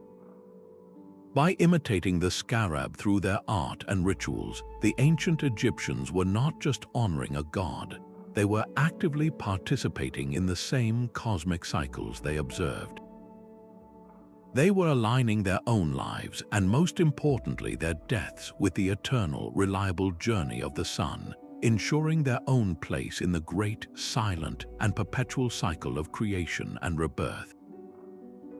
The haunting, melodic cry of the wolf piercing the stillness of a moonlit night was not a sound of menace to our ancestors, but a sacred call, a wordless sermon on the intricate balance between untamed wildness and the bonds of community. Across the vast, snowy landscapes of Scandinavia, the sprawling plains of North America, and the steppes of Central Asia, cultures as diverse as the Norse, the Lakota, and the Turkic peoples found in the wolf not a monster to be eradicated, but a divine teacher to be silently revered. This powerful predator became a universal symbol of potent dualities, fierce independence and unwavering loyalty to the pack, raw predatory instinct and profound spiritual intelligence. Its very existence offered a blueprint for how to navigate the world, honoring the wild soul within while understanding that true strength is found in unity and mutual support. The wolf's divinity was not proclaimed in temples but discovered in the quiet observation of its complex social rituals, its hunting strategies, and its integral role in the natural order, making it a god forged in the silence of the wilderness. This deep, wordless veneration was expressed through rituals of profound respect and empathetic connection. Among many Native American tribes, approaching a wolf den was an act undertaken with the solemnity of visiting a sacred site. A hunter or shaman might leave a silent offering of tobacco, a choice piece of meat, or a carefully crafted prayer tie at the den's entrance. This was not a petition for a successful hunt, but a gesture of reciprocity and honor, a way of acknowledging the wolf's spirit and expressing gratitude for the lessons it provided. The act was performed in hushed reverence, a silent communication between two kinds of hunters, recognizing a shared place in the circle of life. This connection was made even more tangible through the ceremonial use of wolf pelts. During important rituals, a spiritual leader might wear a wolf pelt, not as a disguise but as a means of embodiment. By wrapping themselves in the wolf's physical essence, they believed they could silently invoke its traits, its keen senses, its patience, its strategic mind, and its deep connection to the spirit world. This was a form of wordless prayer through action, an attempt to align human consciousness with the wisdom of the wolf to gain guidance, protection, and insight for the entire community. The wolf's image itself was believed to hold immense power. For the indigenous peoples of the Pacific Northwest, the wolf was a frequent and revered figure carved into towering totem poles. These were not mere decorations, they were heraldic crests, silent narrations of family lineage and spiritual histories. A wolf carved at the base of a totem pole might represent the clan's founding story, tracing its ancestry back to a mythical wolf encounter. A wolf at the top might serve as a guardian spirit, its stylized eyes watching over the village, its presence a silent ward against malevolent forces. The act of carving the wolf, of slowly bringing its form out of the cedar wood, was itself a meditative act of worship, a wordless conversation with the spirit of the animal being honored. Similarly, in Norse mythology, the wolf held a place of terrifying and respected power. The great wolf Fenrir, though a beast of chaos destined to kill Odin at Ragnarök, was not simply evil. His binding was a necessary, tragic act that maintained the cosmic order, and his strength was so immense that the gods themselves had to resort to trickery to subdue him. This recognition of the wolf's immense, world-altering power, even when fearsome, was a form of silent, awe-struck reverence for the untamable forces of nature that the wolf so perfectly represented. At the very heart of the wolf's ascent to divine status was its role as a pack animal. Our ancestors observed the wolf's social structure and saw a mirror for their own tribal societies, but refined to a perfect, instinctual harmony. The alpha pair led not through tyranny, but through demonstrated strength and wisdom, ensuring the survival of the whole. The pack hunted together, raised pups communally, and defended their territory with coordinated ferocity. This demonstrated a perfect balance. The individual's wild instincts were channeled and disciplined for the unequivocal benefit of the collective. This made the wolf the ultimate symbol of the balance between the wild and the social, the personal and the communal. For nomadic Turkic peoples who also lived in tight-knit tribal groups dependent on cooperation for survival, the wolf was a powerful totem. A legend tells of the Akhenaten tribe, who were led from a place of destruction to a new homeland by a blue-gray wolf, establishing it as a divine guide and progenitor. This story wordlessly communicates the values of following strong, instinctual leadership and trusting in the community's journey, much like a wolf pack follows its leaders across the harsh landscape. This transformation of the wolf into a spiritual guide was achieved entirely through mindful emulation and respectful action, not spoken doctrine. There were no prayers chanted to a wolf god. Instead, a warrior would try to emulate the wolf's tactical patience and coordinated attack. A community would strive to structure itself with the loyalty and interdependence of a pack, caring for its young and its elders with the same dedication.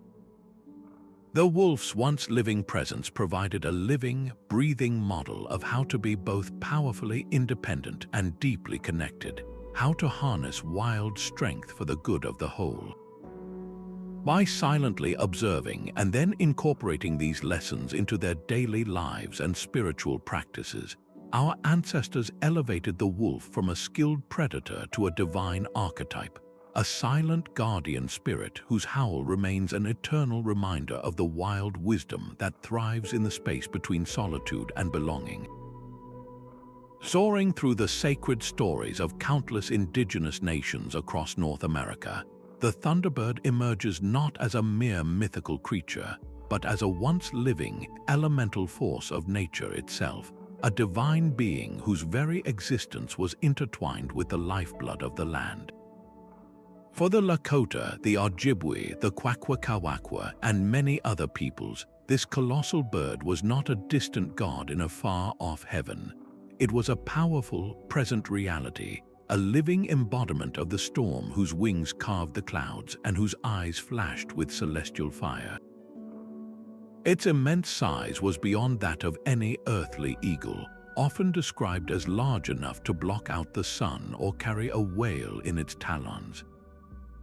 This was a being of terrifying power and profound benevolence, a master of the weather who could bring both life-giving rain and destructive tempest, a protector who waged constant, silent war against the malevolent water serpents and evil spirits that threatened the balance of the world.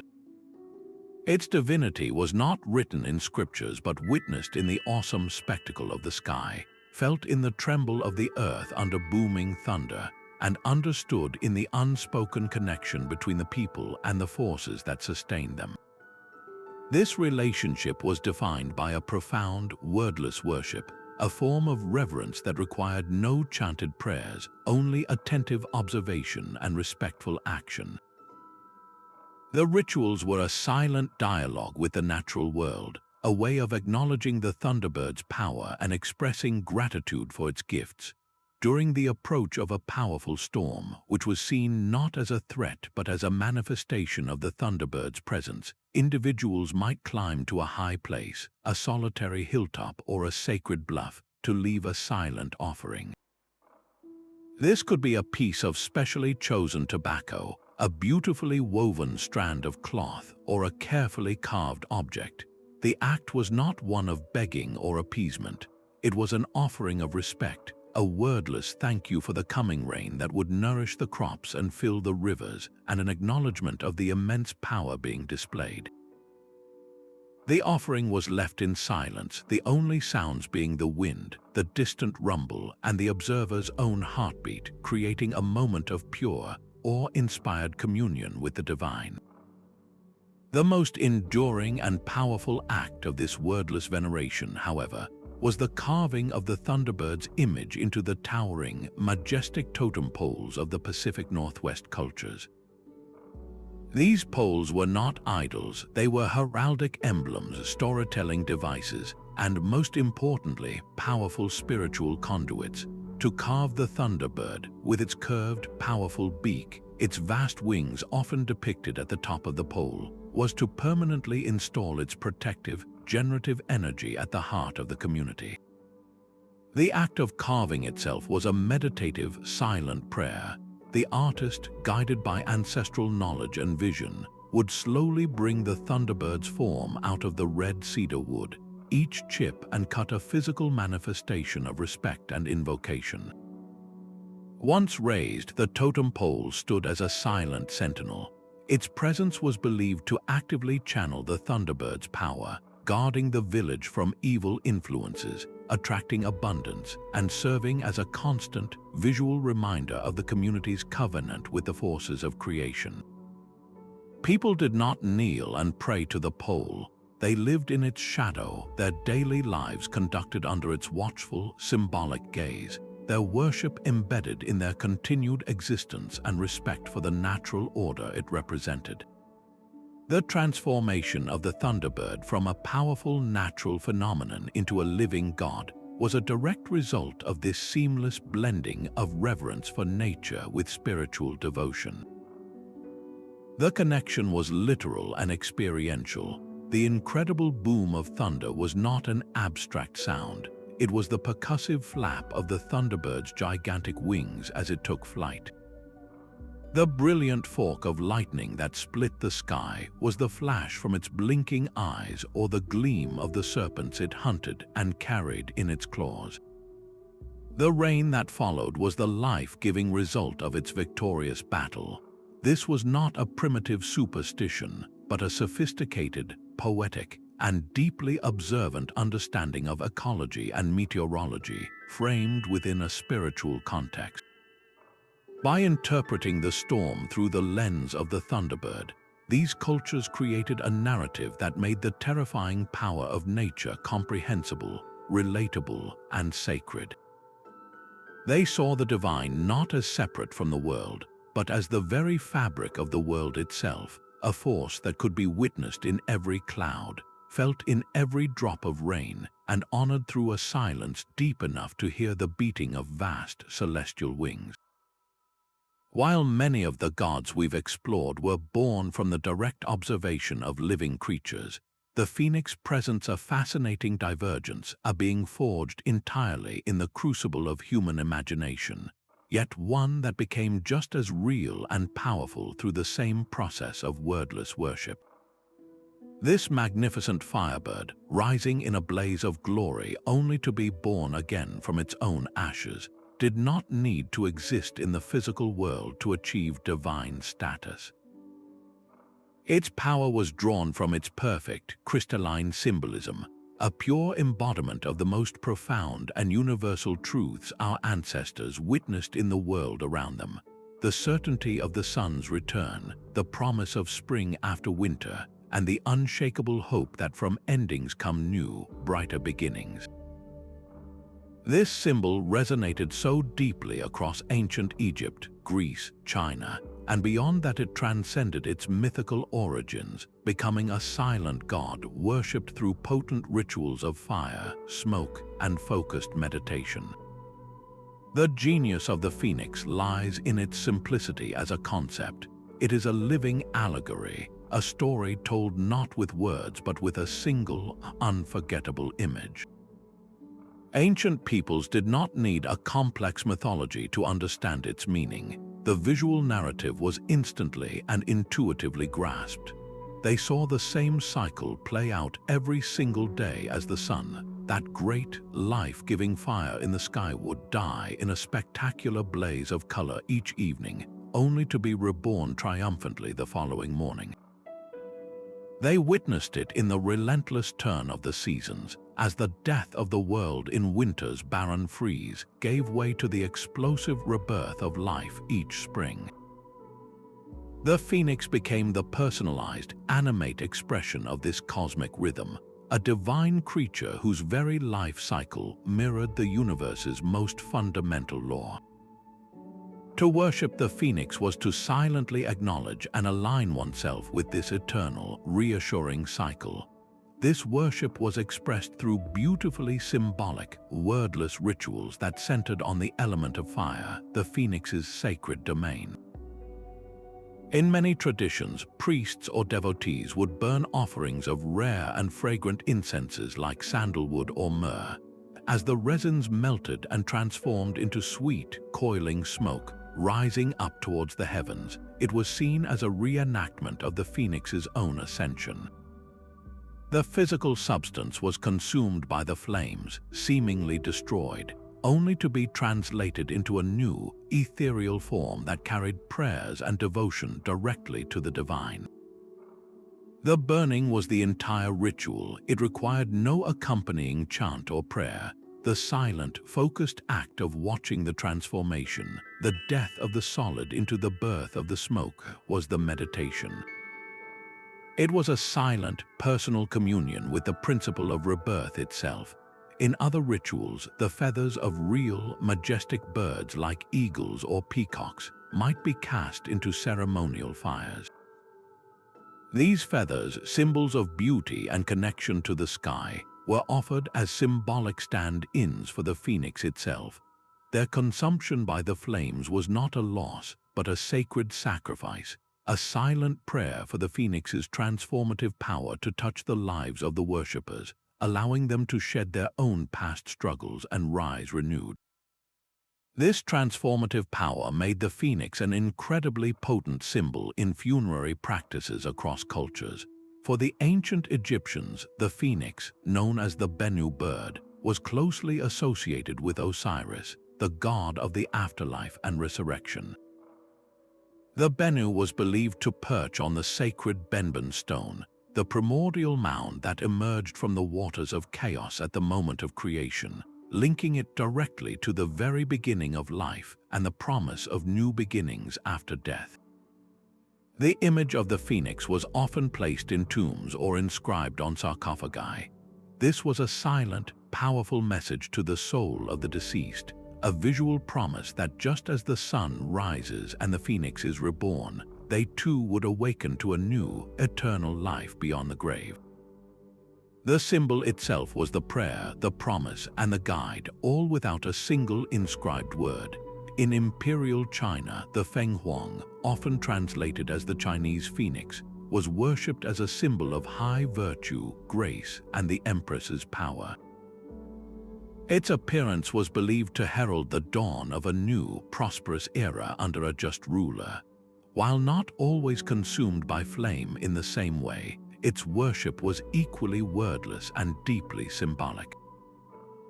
Its image was woven into the finest silks, carved into jade ornaments, and painted onto palace walls. To gaze upon the Feng Huang's elegant, sweeping form was to silently meditate on the qualities of harmony, prosperity, and benevolent leadership. Its presence in art was a constant visual invocation for these virtues to manifest in the realm, a silent god whose very image was believed to shape reality. The phoenix's journey from mythical idea to worshipped deity is a profound testament to the power of the human mind to create symbols that give meaning to existence. It became a god not because it was real, but because the truth it represented was undeniable. Through the silent, meditative focus on its image and the transformative rituals of fire, our ancestors found a way to touch the eternal. The phoenix taught that destruction is not an end, but a necessary prelude to creation. It offered a silent, visual mantra of resilience, whispering across centuries that no matter how complete the devastation, whether of a home, a hope, or a life, the human spirit, like the sun and the seasons, possesses an undeniable capacity for return, for regeneration, and for rising once more, forever changed but unbroken. Moving from the mythical firebird to a creature of immense physical presence, we encounter a being whose very existence seems to embody a paradox of power, the elephant. Here is an animal of almost incomprehensible size and strength, yet it moves with a surprising, deliberate gentleness, its deep-set eyes conveying a sense of ancient knowing and profound patience. Across the verdant landscapes of India and the lush kingdoms of Southeast Asia, this magnificent animal was not merely respected, it was silently revered as a living, breathing manifestation of the most cherished divine principles, immense wisdom, flawless memory, and benevolent, unassailable power. The elephant's biological reality provided the perfect foundation for its divinity. Its long lifespan mirrored the enduring nature of the gods themselves, while its famous memory suggested a deep, karmic understanding of the universe's workings. Its intricate social structures, centered around matriarchal wisdom and the protective care of the young, reflected ideals of community and responsibility. This was not a god to be feared from a distance, but one to be approached with awe, its presence a tangible lesson in how true strength is best wielded with grace and intelligence. This deep, wordless veneration found its ultimate expression in the elephant's intimate connection to the Hindu pantheon, most famously as the vehicle and beloved son of the god Shiva, the mighty Ganesha. With his elephant head atop a human body, Ganesha is the quintessential remover of obstacles and the lord of beginnings. His form is a silent sermon in itself. The large ears remind us to listen more, the small eyes to focus intently, the broken tusk to sacrifice for a higher purpose, and the trunk, powerful enough to uproot a tree yet delicate enough to pick a single flower, symbolizes the perfect balance between immense power and fine discrimination. To worship Ganesha is, in a very real sense, to honor the wisdom of the elephant. Similarly, the great king of the gods, Indra, is accompanied by his own celestial white elephant, Airavata, who is often depicted with multiple trunks and is said to have been born from the churning of the cosmic ocean. Airavata is not a mere mount, he is a partner in maintaining cosmic order, his presence signifying royal authority, rainfall, and fertility.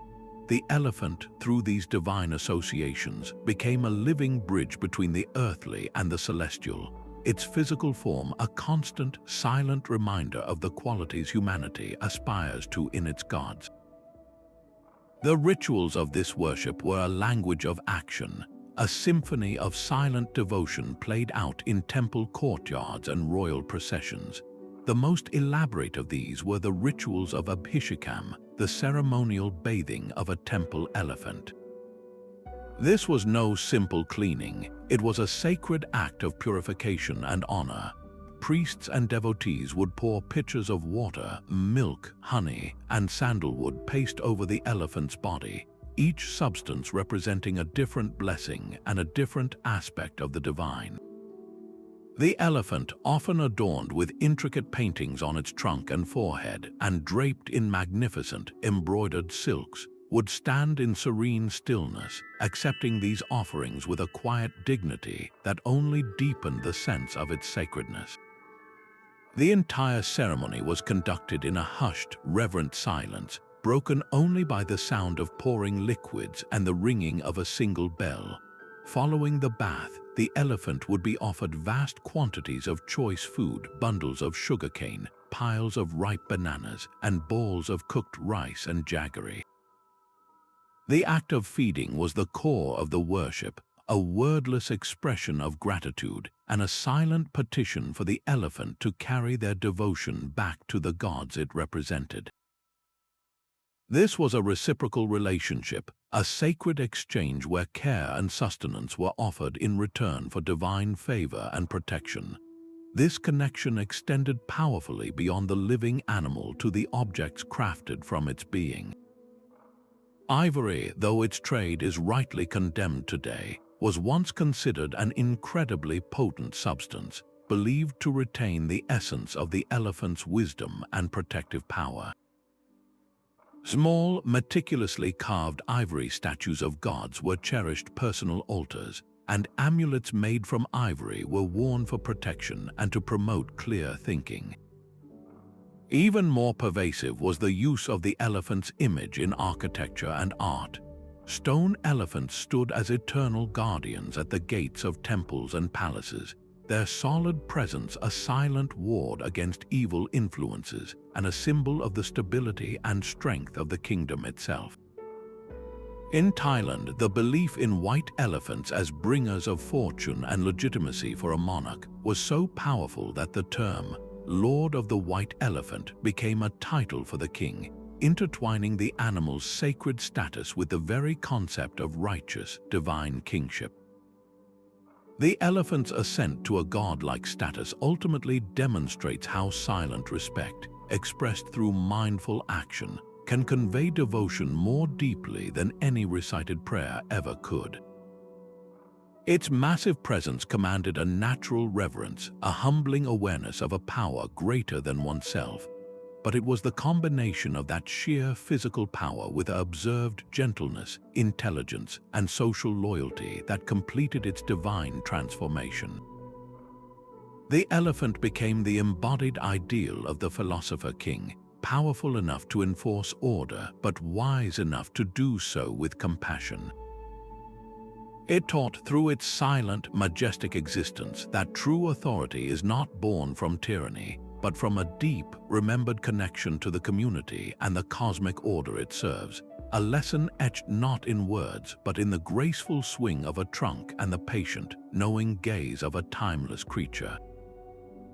Perhaps no other creature on Earth so perfectly and wordlessly illustrates the concept of a complete and total transformation than the butterfly. Its entire life is a silent, four-act play on the nature of change, performed on a leaf, inside a chrysalis, and finally on the wind. To ancient observers, this was not mere biology. It was a divine mystery unfolding before their very eyes. They witnessed a slow, earthbound caterpillar, a creature of pure appetite, seemingly die to its old self as it encased itself in a tomb-like shell. Then, after a period of silent, hidden waiting, something miraculous occurred. A being of breathtaking color and weightless grace would emerge, unfurl its wings, and take to the air. This was not a simple growth. It was an alchemical transmutation of the mundane into the celestial, a living promise that the soul, too, could shed its earthly confines and ascend to a more beautiful state of being. This profound, observable truth made the butterfly a near-universal symbol of the soul's journey, a silent god worshipped not for its power, but for the hope it represented. This deep, symbolic reverence manifested in beautiful, wordless rituals across the ancient world. In the cheerful, sun-drenched cultures of ancient Greece, the butterfly was intimately linked to the human soul itself. The Greek word for butterfly is psyche, which is also the word for soul, breath, and the very essence of life. This was not a linguistic coincidence but a profound philosophical statement. They saw in the butterfly's flight a perfect representation of the soul's airy, liberated nature after it escapes the tomb of the physical body. This belief was powerfully expressed in the myth of Eros and Psyche, where Psyche, a mortal woman representing the soul, undergoes a series of arduous trials to achieve immortality and reunite with her divine lover, Eros. Her eventual transformation into a goddess is the ultimate metaphor for the soul's journey toward eternal bliss, with the butterfly serving as her silent, fluttering emblem. This worship was action-based. The Greeks might release live butterflies during funerary rites, a silent prayer that the soul of the departed would find its wings and navigate safely to the Elysian fields. They also depicted butterflies on grave stelae and sarcophagi, carving the symbol directly onto the stone as a permanent, wordless petition for the soul's rebirth and a comforting message of hope for the living. Across the Atlantic Ocean, in the vibrant and spiritually complex civilizations of Mesoamerica, the butterfly held a similarly sacred, though strikingly different, power. For the Aztecs, the butterfly's connection to transformation was fused with the raw, elemental energy of fire and the sun. It was closely associated with Quetzalcoatl, the goddess of beauty, love, and the arts, but also with the fearsome warrior ethos of their culture.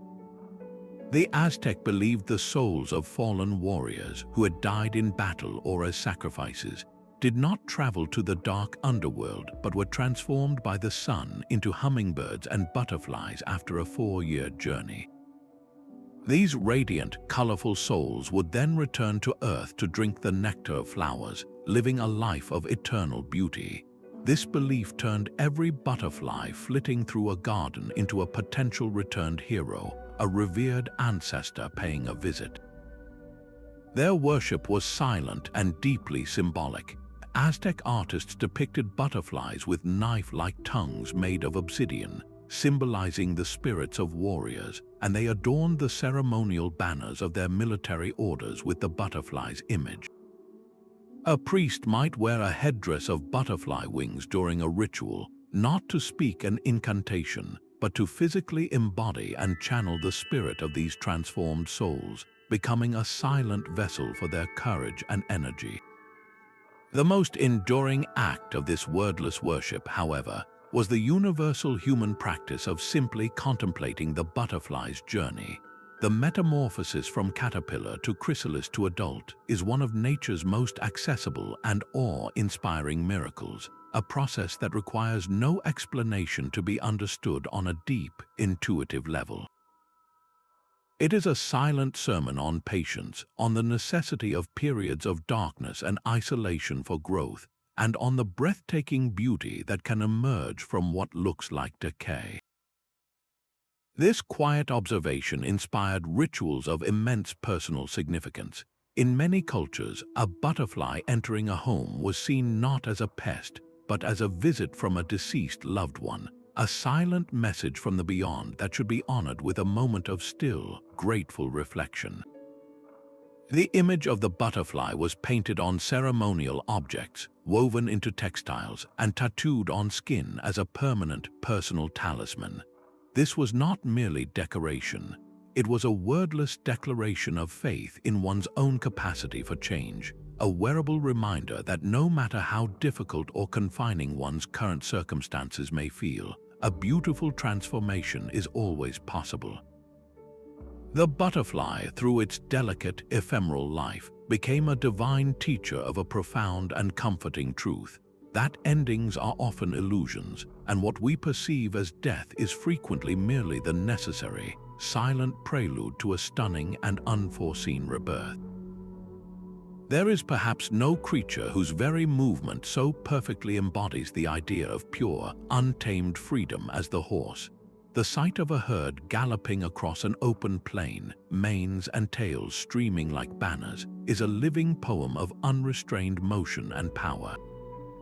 This breathtaking spectacle captivated the human imagination from its earliest encounters, forging a bond that went far beyond utility as a mere beast of burden. The horse became a living symbol of the wind-given form, an emblem of speed, liberation, and an unbreakable connection to the vast, open spaces of the earth and the boundless sky above. This profound symbolism was recognized and revered in cultures separated by continents and millennia, from the misty highlands of the Celtic world to the sun-drenched plains of Vedic India, elevating the horse to a sacred status as a divine messenger and a bridge to the gods themselves. This deep, wordless veneration was rooted in the horse's undeniable physical majesty and its seemingly supernatural abilities. Its grace was a paradox, immense strength coupled with a fluid, almost delicate agility. Its speed was nothing short of magical, allowing it to traverse great distances in a time that seemed impossible to human perception. This made the horse the perfect living symbol for concepts that felt equally transcendent: the swift passage of the sun across the sky, the rapid transition of the soul from one world to the next, and the liberating feeling of breaking free from all earthly constraints. In Greek mythology, this connection to elemental power is perfectly captured by Poseidon, the god of the sea, earthquakes, and horses. The link may seem strange at first, but it is profoundly logical. Just as Poseidon's trident could stir the ocean into a crashing, foaming frenzy, so too could a herd of horses charge across the land with the same raw, untamable power and rhythmic thunder. The horse was his sacred animal, a terrestrial extension of his chaotic, creative energy. Similarly, in the ancient Hindu Vedas, the divine twin horsemen known as the Ashvins are celebrated as physicians to the gods, bringers of light, and rescuers who ride a golden chariot drawn by horses that are faster than thought itself. They represent the first glimmer of the dawn, racing across the heavens to chase away the darkness and illness of the night. their very identity inseparable from the horses that carry them. The rituals of worship dedicated to these divine equine beings were masterclasses in silent, action-based devotion. This was not a worship of loud proclamations, but of meticulous, loving care and profound ceremonial sacrifice. In many traditions, certain horses were designated as sacred, chosen for their beauty, strength, or unique markings. These animals were treated not as livestock, but as esteemed guests of the gods, living avatars of divine power. They were groomed with an almost reverential attention, their coats brushed to a high gloss, their manes and tails braided with ribbons and precious beads. They were fed the choicest grains and offered gifts of fresh fruit and sweet waters. Every act of care, every stroke of the brush, every offered apple was a silent prayer, a physical language of respect and honor directed toward the spirit the horse represented. The most powerful evidence of this belief, however, comes from the breathtaking archaeological discoveries of Scythian and Vedic burial mounds. For the nomadic Scythian warriors of the Eurasian steppes, a chieftain's status and path to the afterlife were incomplete without his horses. Elaborate kurgans or burial mounds have been found containing the chieftain's body alongside his fully saddled and bridled horses, and often his entire chariot. This was not a simple act of provisioning for the next world.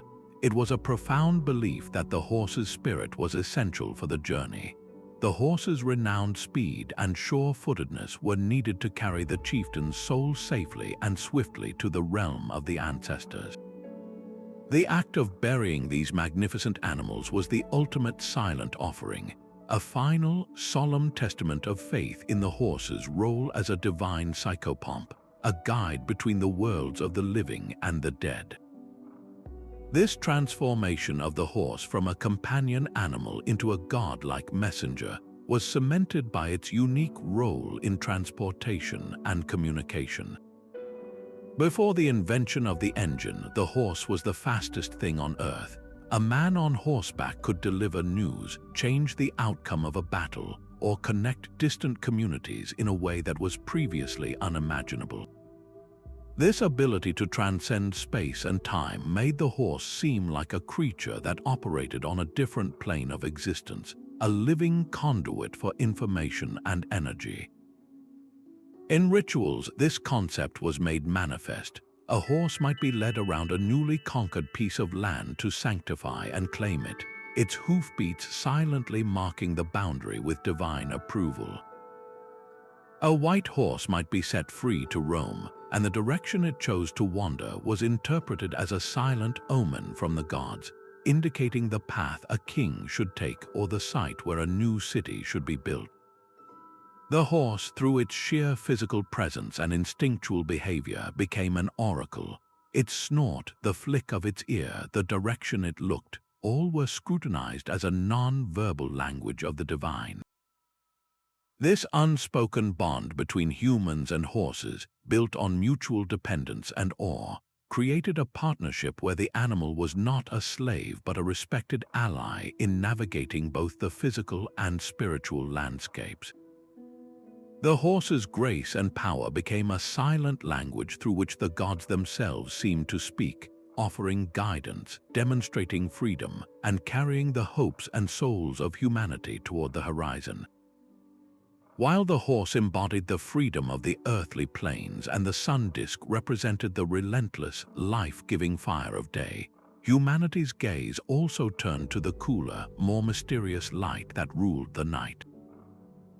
The moon, though a celestial body and not biologically alive, was worshipped with a depth of feeling that transformed it into one of the most potent once-living symbols through a profound, wordless connection to its cycles. Ancient peoples did not see a dead rock in the sky. They perceived a dynamic, changing entity whose influence was as tangible as it was spiritual. Its gravitational pull dictated the very rhythm of the oceans, orchestrating the tides in a silent, perpetual dance. Its own body went through a visible, monthly cycle of birth, maturity, death, and rebirth, from the slender crescent of the new moon to the radiant, pregnant fullness of the full moon and back again. This observable rhythm made the moon the ultimate symbol of cyclicality, a silent, celestial clock that governed not just the seas, but the very patterns of life on Earth, from the menstrual cycles of women to the germination of seeds in the soil. To honor this power, cultures crafted physical symbols to represent it, polished silver discs that caught the faintest light, smooth, pale stones gathered from riverbeds or luminous pearls.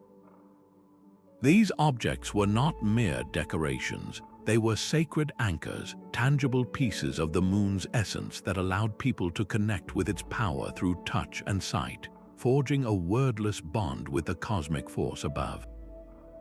This veneration was deeply intertwined with the concept of the feminine divine, not as a diminutive force, but as a powerful, creative, and intuitive energy that balanced the sun's masculine vigor.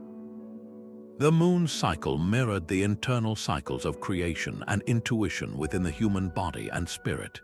Its gentle, reflective light was seen not as weak, but as revealing, illuminating the hidden world of dreams, secrets, and inner knowledge that the harsh glare of the sun could wash away. In ancient Mesopotamia, the moon god Nana, or Sin, was actually a male deity, but his essence was deeply connected to the measurement of time and the fertility of the land, which were governed by cyclical, feminine principles.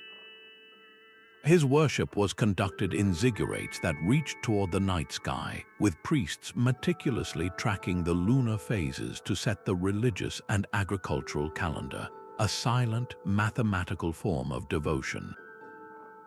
Conversely, in ancient Greece, the moon was personified as the goddess Selene, who drove her chariot across the starry sky, and later associated with the huntress Artemis, a virgin goddess who represented independent feminine power and protected women. This connection highlights the moon's role as a guardian of the sacred feminine in all its forms: maiden, mother, and crone, corresponding to the waxing, full, and waning moons. The rituals dedicated to the moon were some of the most universally silent and introspective acts of worship practiced across the globe. There were no grand choirs singing hymns to the night. The worship was conducted in hushed tones, if any at all. One of the most common practices was simple moon gazing. Individuals or entire communities would gather in open fields, on hilltops, or by still bodies of water to sit in silent meditation under the moon's glow. This was not passive staring, it was an active, receptive practice. The goal was to absorb the moon's energy, to open oneself to its intuitive frequency, and to allow its cool light to wash away the clutter of the day, revealing deeper truths and insights. The phase of the moon dictated the intention. A new moon was a time for silent setting of intentions, planting seeds of desire for the coming cycle. The full moon was a peak of power, a time for silent gratitude, for charging crystals or water by leaving them in its light, and for releasing what no longer served. The waning moon was a time for silent cleansing and quiet reflection. Offerings were made, but they were as subtle as the moonlight itself. A white flower, its petals pale and luminous like the moon itself, might be placed on a windowsill or floated on a pond. A silver coin might be buried in the earth as a gift to the lunar deity in exchange for a bountiful harvest. In the Americas, from the Maya to the Algonquin peoples, moon ceremonies were central to community life. Women might gather in moon lodges during their menses, a time seen as being in sync with the moon's own power of cleansing and release, sharing wisdom in quiet communion rather than through loud ritual. This consistent, cyclical observance transformed the moon from a distant object into a personal, silent god. It became the embodiment of the quiet, rhythmic pulse that underlies all of nature, the unseen magnetic and gravitational forces that orchestrate life from the deepest ocean trench to the most personal human experience. Its worship required no priesthood to interpret. Its lessons were available to anyone who took the time to look up and observe its patient, eternal dance. By aligning their own lives with the lunar cycle, planting by the new moon, harvesting by the full, and resting during the dark moon, our ancestors were not practicing superstition. They were engaging in a sophisticated, wordless dialogue with the cosmos, acknowledging their part in a vast, interconnected system. The moon taught that all things have their season, that growth is followed by release, and that even in total darkness, the promise of returning light is absolute. It became a silent, celestial companion, a mirror reflecting the inner tides of intuition and the profound, cyclical mystery of existence itself, a god whose only scripture was the silent, ever-changing face in the night sky. Beneath the sun-dappled surface of the vast Pacific, a different kind of divinity glided, a being whose very form seemed sculpted by the ocean itself for one purpose: perfect predation. For the Polynesian peoples and countless other island cultures whose lives were inextricably bound to the sea, the shark was not a monster to be dreaded, but a revered ancestor, a powerful guardian spirit known as an Omakua, and the ultimate embodiment of the ocean's untamable, primal authority. This relationship was forged in deep understanding, not blind fear. They observed the shark's absolute mastery of its domain, its effortless speed, its formidable strength, and its role as an essential apex predator that maintained the health and balance of the coral reefs they themselves depended on for survival. The shark's power was a fundamental, respected part of the natural order, a force that commanded a silent, awe-filled reverence born from a place of kinship and profound respect for the rules of the ocean. This veneration was deeply personal and familial. Many Hawaiian and Polynesian families believed that the spirit of a deceased ancestor could choose to return in the form of a specific animal to watch over and guide their living descendants. A particular shark, often identified by unique markings or behaviors, was considered such an Omakua, a deified ancestor who acted as a personal protector. This was not a distant, abstract god. This was a grandfather, a revered elder, patrolling the family's fishing grounds and offering spiritual guidance. The belief created a sacred covenant between the human family and the shark.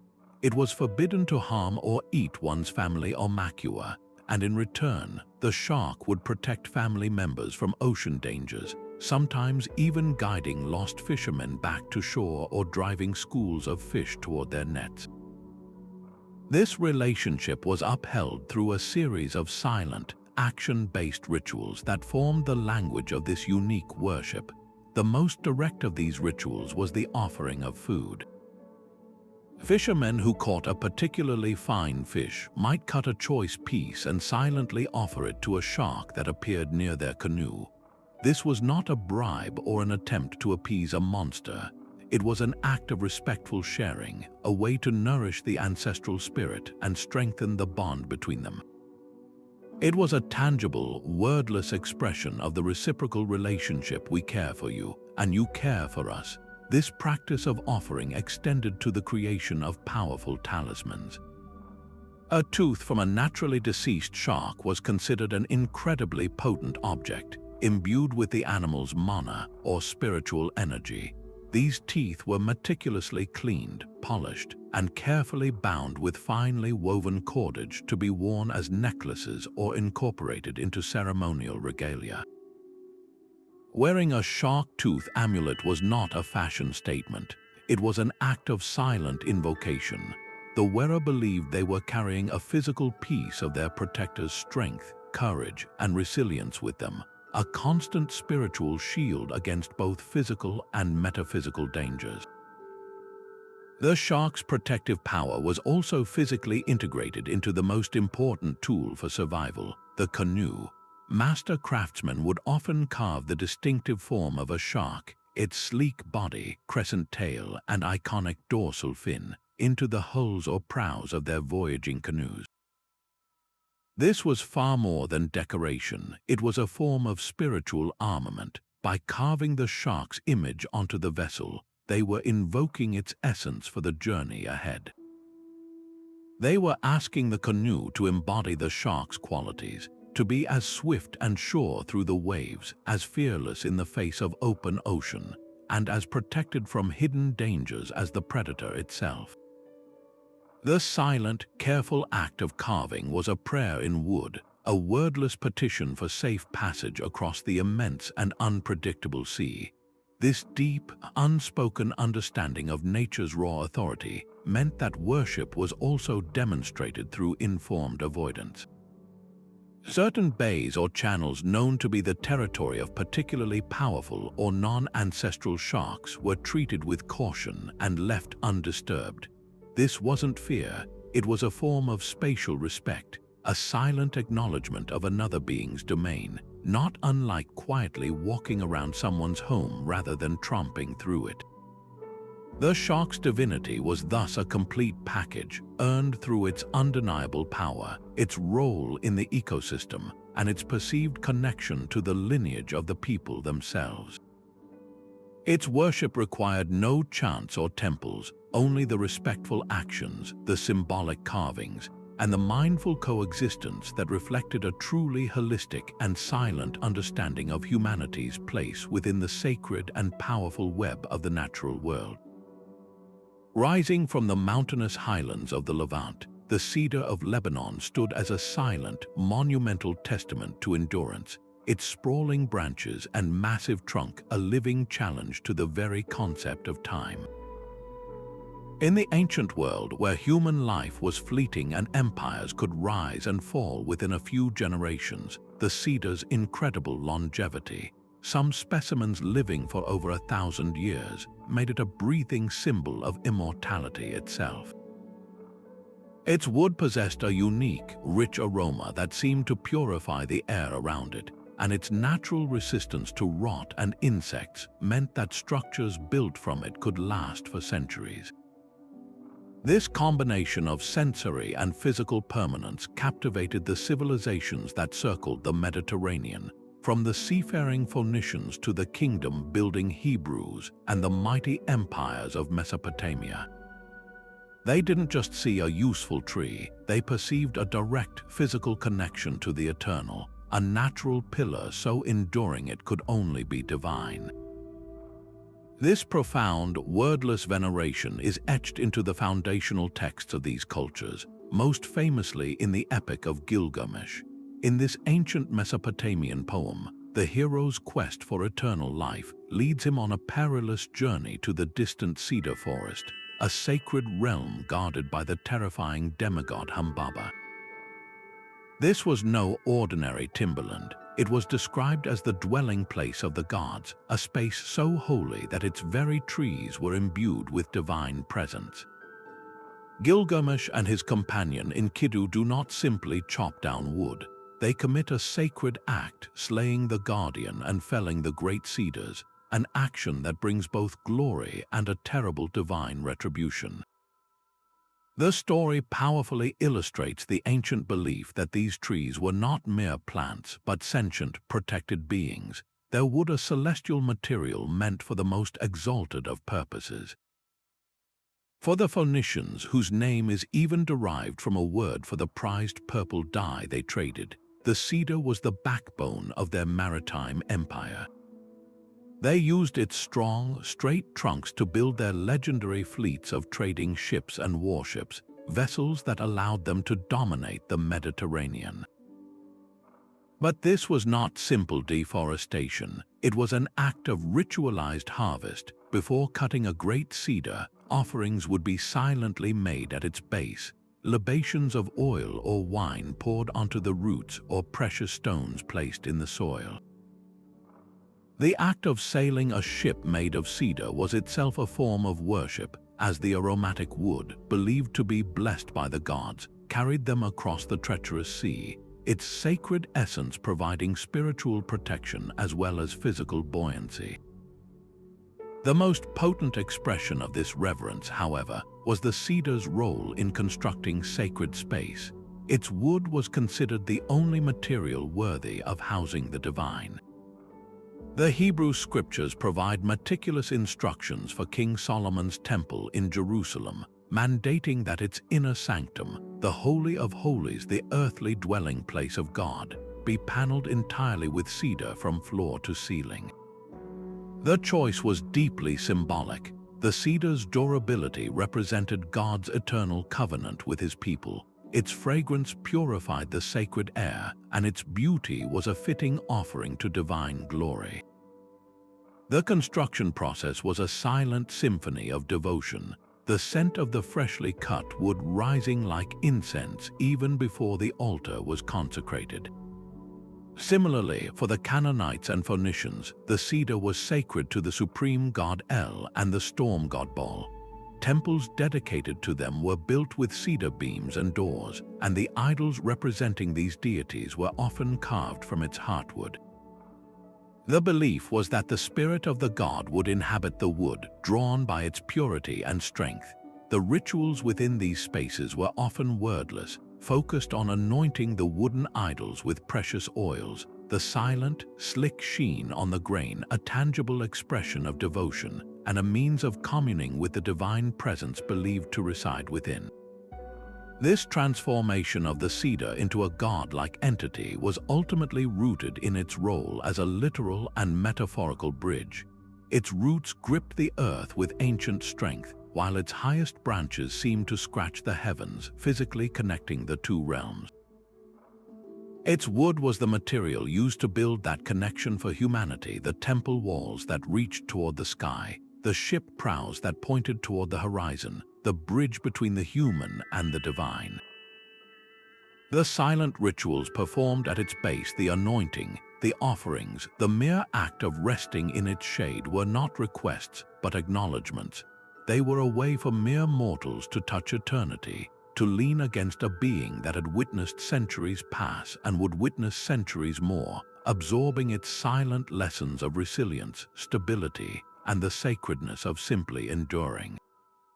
The cedar taught that true sanctuary is not defined by chanted prayers, but can be found in the quiet, aromatic presence of a timeless giant, offering its strength as a gift and its very being as a testament to the eternal.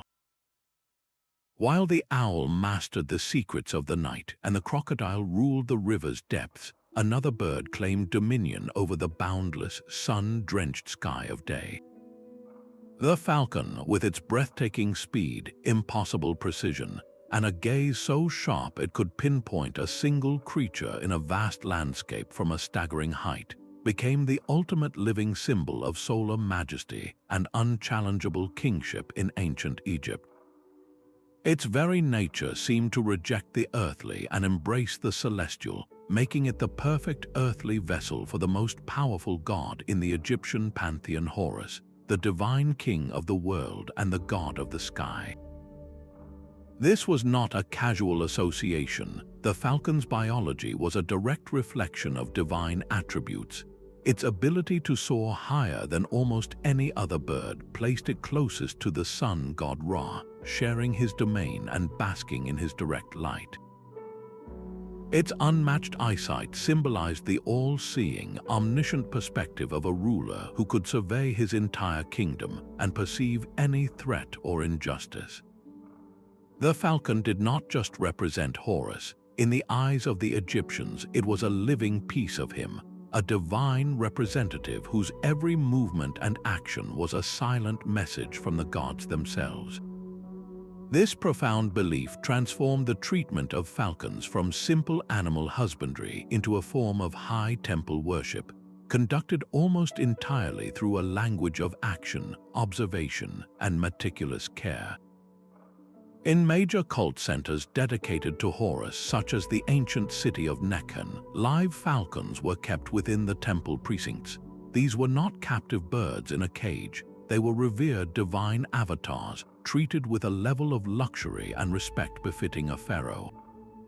Priests serving as their dedicated attendants, would adorn these sacred birds with exquisite miniature jewelry, delicate gold bracelets for their legs, intricately crafted pectorals hanging from their chests, and even tiny beaded caps.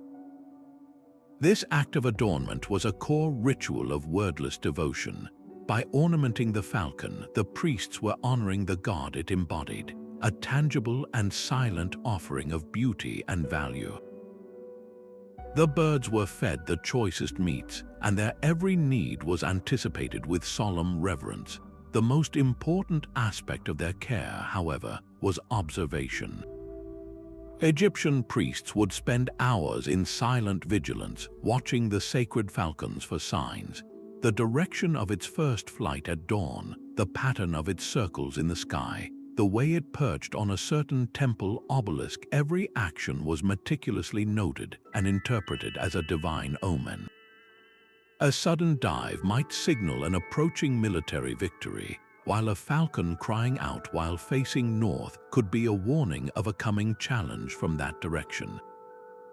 This was a form of communion that required no spoken words, only a deep, attentive silence and an intuitive understanding of the gods will written across the sky in the flight of his sacred bird. The veneration of the falcon extended powerfully into the Egyptian quest for eternity. Just as pharaohs were mummified to ensure their resurrection and continued rule in the afterlife, so too were these sacred birds. The practice of mummifying falcons was undertaken on an industrial scale, with archaeological discoveries revealing vast underground catacombs containing millions of carefully prepared falcon mummies. The process was a sacred, ritualized act. Each bird was carefully cleaned, dried with natron salt, and anointed with precious resins and oils. It was then wrapped in strips of fine linen, often arranged in an elegant, artistic pose with its head turned to the side, as if eternally gazing toward the horizon.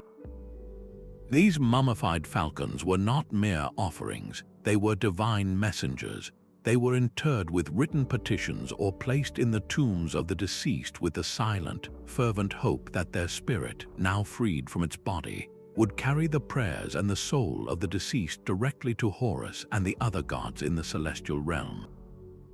The falcon's renowned speed and unerring sense of direction, which served it so well in life, were believed to make it the perfect psychopomp in death, ensuring a swift and safe journey to the afterlife. This deep, symbolic connection was cemented by the falcon's inextricable link to the institution of kingship itself. The living pharaoh was considered the earthly incarnation of Horus, the ruling falcon god. As such, the falcon became the ultimate emblem of pharaonic power and divine right to rule. The royal regalia was saturated with its image. The pharaoh's Nemes headcloth often featured a golden falcon head at the brow, and the royal scepter was frequently topped with a falcon emblem. Perhaps the most potent symbol was the Horus name, one of the 5 official names of a pharaoh, which was always written within a serek, a stylized palace facade topped by the unmistakable figure of the perched falcon god. This was not just a title, it was a constant visual declaration that the king was the living embodiment of Horus, governing with his authority, his perception, and his divine mandate to maintain Mat, the sacred order of the universe. The falcon's transformation from a skilled predator to the very symbol of a civilization was achieved entirely through this silent, visual vocabulary of devotion. Its worship was expressed not with chants, but with the careful placement of a piece of jewelry, the silent observation of its flight, and the reverent act of mummification. It taught that true power is coupled with precision and perception, that authority is a divine trust, and that the most profound connections to the gods are often written not in words, but in the graceful, awe-inspiring arc of a bird's flight against the endless blue sky. And so our journey through these 26 silent ascensions comes to a close, a path that has taken us from the sun-baked deserts honoring the scarab to the misty forests where the bear was welcomed as a wise elder. From the riverbanks where the crocodile was adorned in jewels to the open seas where the dolphin was seen as a guiding spirit. Each story, unique in its details, shares a common, beautiful thread, a testament to humanity's profound and instinctual desire to find the sacred in the world around us.